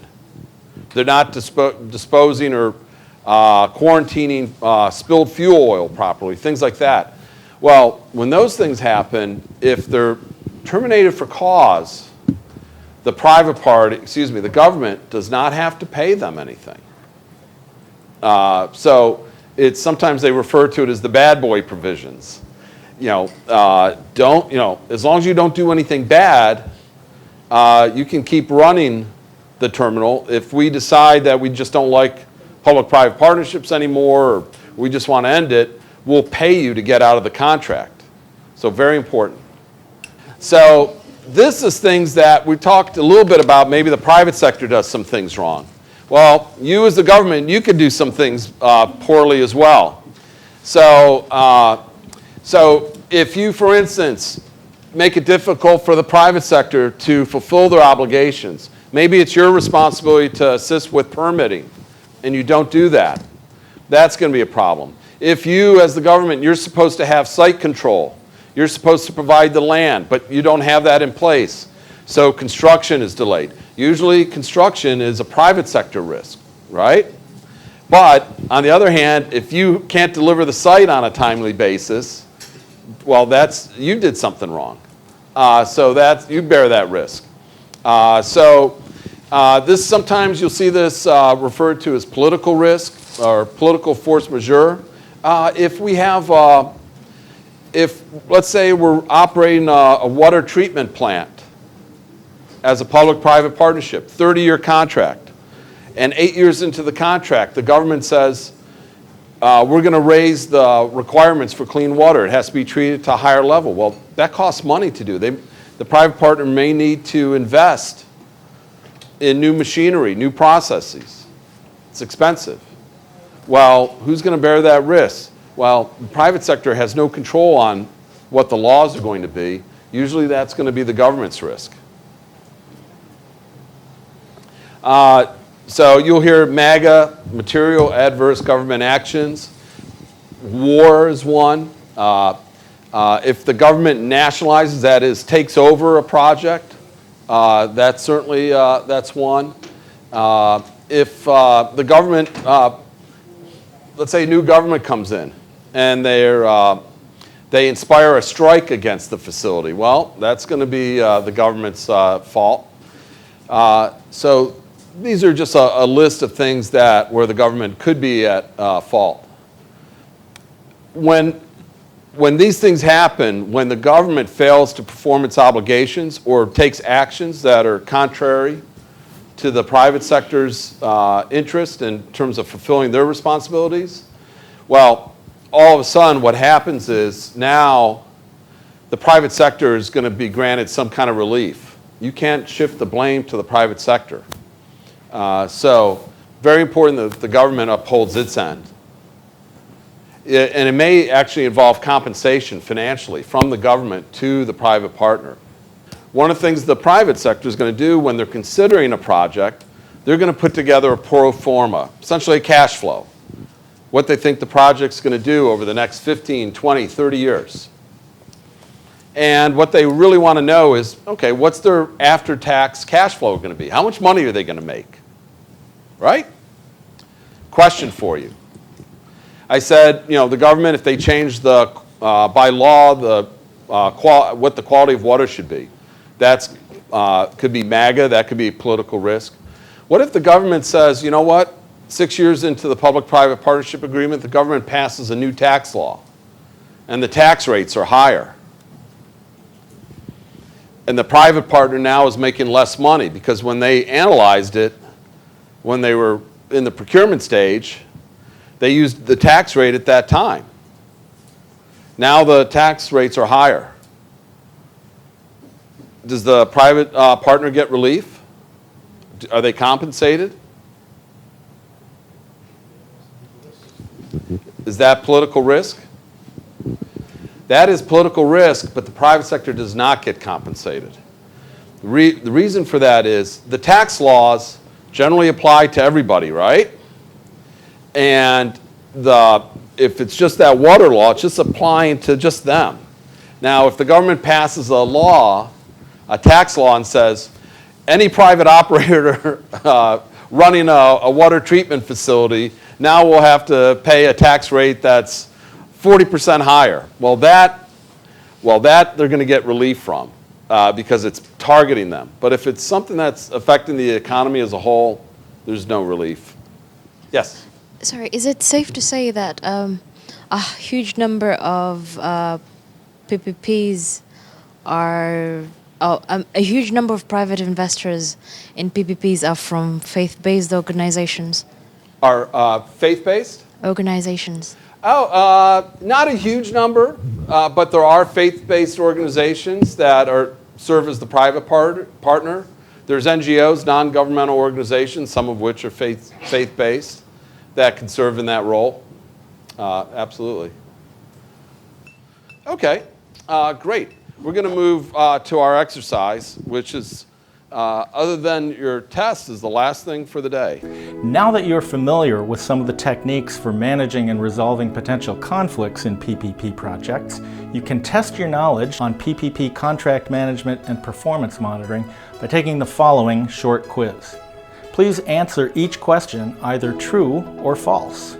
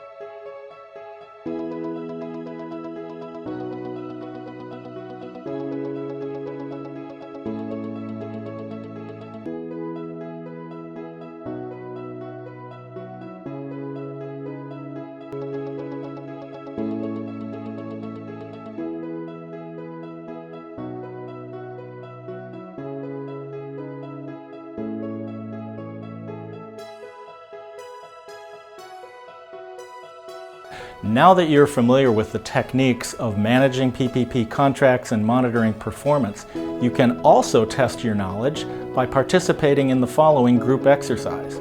My colleague John Budarazzi will be leading you through this exercise.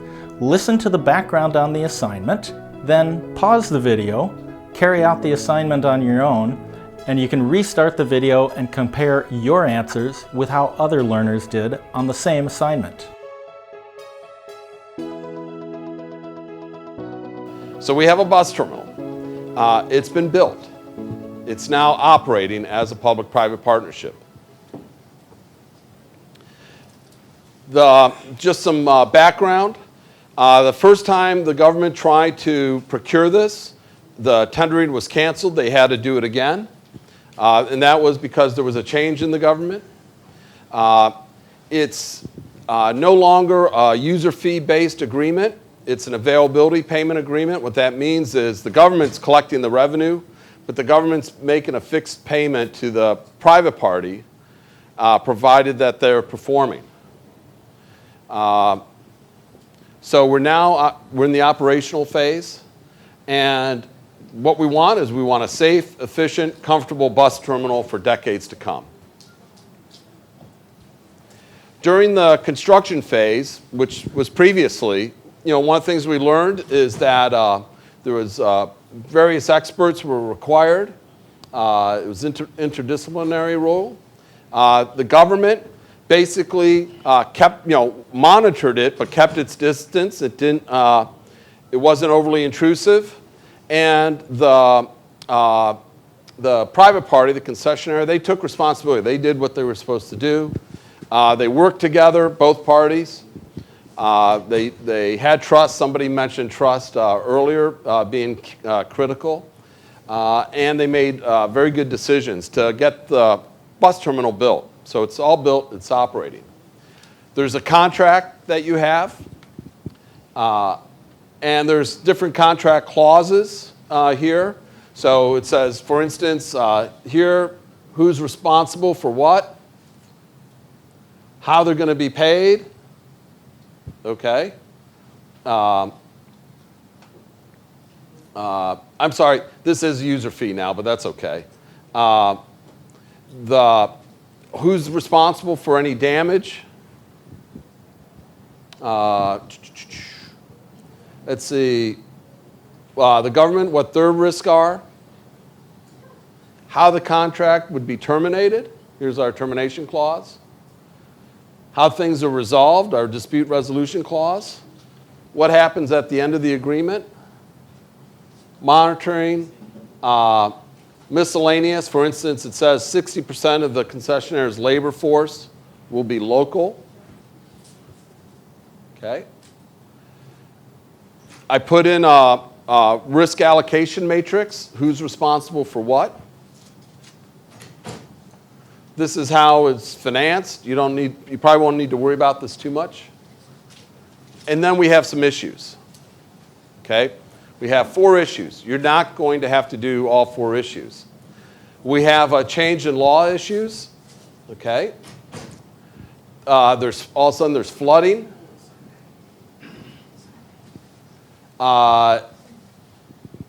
It needs to be expanded.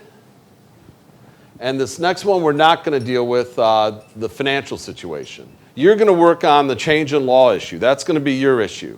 You're the government. You're the private sector, okay? The next issue is flooding. That's going to be your issue, okay? Focus on the flooding issue. And the last issue is change in law. That's going to be your issue. And so what you need to do is this is how the exercise is going to go. Take a look at the contract. You don't have to spend a ton of time examining the contract, but become familiar with it. Then focus on your issue. Focus on your issue. Kind of look at the contract. Then, and you're going to discuss that within yourself. So like you're working on the change in law issue. In your group, as the government, you got to kind of take a look at that issue. You got to do the same as the private party. But here's a big tip. Don't wait too long to talk to each other. Once you, on your side, whether it's the government or the private sector, decide what your position's going to be, then you should have one part, you should get together. I don't care if you do it as one representative meets another representative. By the way, each side should have one representative. I'll tell you why in a moment. Get together with the other side and talk to them about how to resolve the issue. When you come to a solution, this is the part people seem to like a lot. What I'm going to do, I'm going to be the head of the government. So I'm going to ask each table, one by one, to come and talk to me, one person from that table, and tell me what their solution is. I'll either say, oh, that's good, let's do it, or I'll say, no, we can't do that, let's try something else. Similarly, I'm going to be the CEO, the Chief Executive Officer of the private company. And you're going to have to come talk to me as well. And we're going to go through the same thing. And then we're going to try to come to an agreement.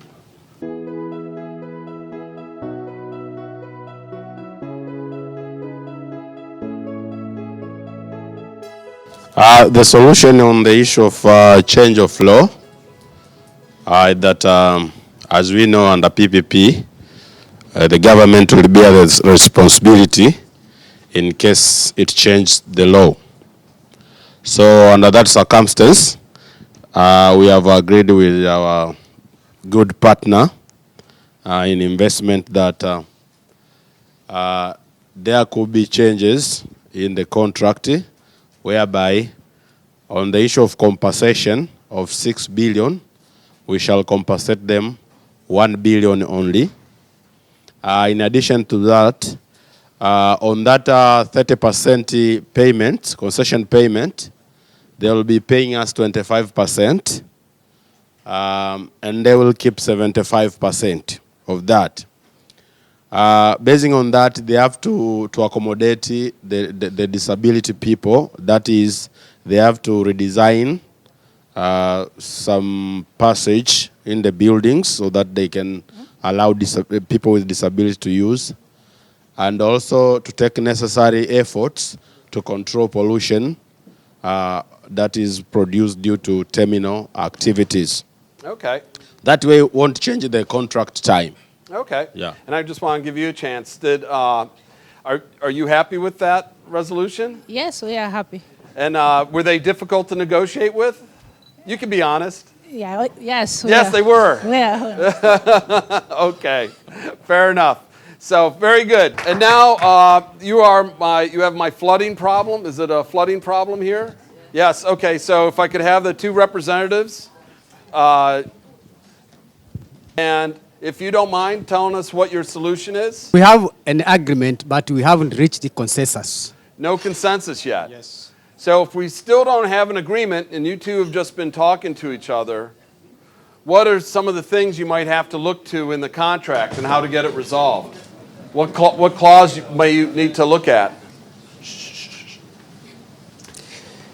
Maybe I remind my colleagues, we are concerned with the issue of flooding, and we have discussed with our partner. We asked him to go to the insurer, and he did. The insurer is ready to pay 60% of the losses. It remains with 40. My partner wants me as a government to share the losses of 40%, but after a thorough discussion, we have agreed that we were proposing that we can either share 20-20, that means half of the losses, the remaining 40, without an extension of time. My partner wants to extend 2 years extra so that he can recover the cost of reconstructing the drainage system, as by arguing that he has gone to losses for the time span for the flooding, he couldn't make any business. According to the PP regulations, it says that in the force majeure, we don't argue about the losses. If the force majeure happens, what remains is either to frustrate the contract, of which my colleague, my partner, will receive the equity. In that sense, we didn't go to that further. We were arguing that we are ready to extend 2 years without paying the 20%. He couldn't agree. That's Okay. where we have reached. And you're ready to do what? Actually, we are ready for the government to pay us 10% and not 40% of that particular cost. Of course, we are kind enough to bend into that situation. And plus 2 years extension of the contract so that we can recoup that maintenance cost, which we are done after the flood. Alternatively, if they were not able to do that option, to extend 5 years beyond the contract, but they are not happy about that 5 years. But they were still negotiating at least for 2 years, extension of 2 years without that 10% of the cost. So, quick question. Have you been negotiating in good faith? You've been respecting each other? Yeah, very much. They gave us some tips. Okay, so we can't give you a round of applause for an agreement, but we can give you a round of applause for working together. All right. All right, so our last group, if I could have the representative of the government and the private sector. Oh, if you could stand up. Both stand up. So remind me, are you working on change in law? Yes, okay, so you're also doing change in law. And did you reach an agreement? Yes. Oh, you did? What's the agreement? How are you going to resolve this change in law? We agreed that would give them an extension of 2 more years, within which they'll be able to cover all the costs that we had to cover according to the contract clause. Okay, and you? Yes, we agree with that, yeah. Okay, when you met with your CEO, what did he want? Go ahead, what did your CEO want? Actually, the CEO just elect us to do one issue that is very important, actually. He proposed maybe to can extend the contract for the 2 or 3 years, but thereafter to take the 75% of the main contractors. That means to receive the 75% of the main contractors. So she hasn't agreed to that? Yeah, but we come back here, we agreed that only 2 years for extension, thereafter we can get 7% of the main contractors. Okay, yeah. Okay. So, all right, but you have an agreement? You're we have an happy? agreement, but with the consideration that all costs of maintenances, cost of others will be included. That's to get the net profit of 75% at the end of the... Oh, okay, and you're agreed with that? Yes. All right, we have an agreement. Yeah. All right, so just a couple of lessons here. First off, I know it's very time compressed to try to come to an agreement, but, and if you have an opportunity, take a look at some of those other issues that come up. You can see they're fact-based. These are real-life issues that can arise. And from anybody, in talking to the other parties, what was critical? What were some of the critical things in trying to reach an agreement? Yep. In our group, actually, we first some difficult to reach an agreement because the government directly look the interest of the public, right? Not the interest of they themselves. But we at the private, we don't care much on the public. We just care much with our profit. Right. That's what the private do, So the government our aims with the government sometimes differ in external. But internally, we have our main goal that to reach our profits. That means to maximize our profits. I don't think I could explain it much better. So very good. So I think one of the things I hope you learned from this is that, right, we treated each other with respect. We based our arguments on facts, not on emotion. You, as representatives of the government or of the operator, you still needed approvals. You couldn't just make the approval by yourself. You had to check with your bosses on what was going to be acceptable. And we even had, actually, which is, again, a real-life situation, we had one where there was no agreement. So remember that happens, that does happen. Then you go to the alternative, you go to the dispute resolution clauses of the contract. You may need to bring in a mediator to facilitate the discussion. If you still don't have an agreement, you might have to go to arbitration, right, and have it resolved that way. So those are the things that we would do. So you need to complete the forms. Then I think we're done. You can break for lunch. I want to give all of you, on behalf of Ned and myself, a big hand for this week. Congratulations on completing this assignment. We hope that this helps you better understand how to apply the techniques of contract management and dispute resolution to PPP projects. As a means of testing your knowledge on PPPs and also receiving accreditation, you can sign up for and take the PPP Certificate Awareness Test offered by the United Nations Economic and Social Commission for Asia and the Pacific, otherwise known as the United Nations ESCAP. This test is free. It is available online. All you have to do is follow the following instructions and sign up online. It consists of 40 questions that are either multiple choice or true-false. Good luck on the test. Here are some takeaways from this module. We learned that contract management is the fourth and final phase of the PPP project cycle. It is also the longest and it may be the most important. We also learned that a properly written project agreement and good communication are critical for avoiding and resolving disputes in public-private partnerships. I would also like to provide you with some additional takeaway points on PPP contract management and performance monitoring. Number one, start the planning process early. Oftentimes, monitoring performance or managing contracts is a new function for most public contracting authorities, something they have never done before. So it's important to identify, as early as the feasibility study phase, that there will be a need to create a new institutional capacity to monitor performance. Secondly, when you monitor PPP contracts, focus on the outputs. Oftentimes there are contract managers who will try to monitor the inputs. They'll try and monitor how much the contractor, the partner, is spending on labor, on maintenance, on supplies, etc. It's easier if you focus on the output levels of performance. Try to leave the inputs up to your private partner. And then thirdly, as a contract monitor, try to maintain objectivity. Your job is not to necessarily make sure that the public contracting authority gains at the expense of the private partner or to give consumers everything they want. Rather, try to be objective. Try to make sure that your decisions always support the long-term sustainability of the project for all of the stakeholders. And finally, we would like to thank you for watching this fifth and final module in this online learning series on PPPs. We hope that the knowledge that you have gained, the techniques and the case examples and the group exercise have all helped prepare you to better manage the process of implementing and completing PPPs. Thank you and best of luck in the future.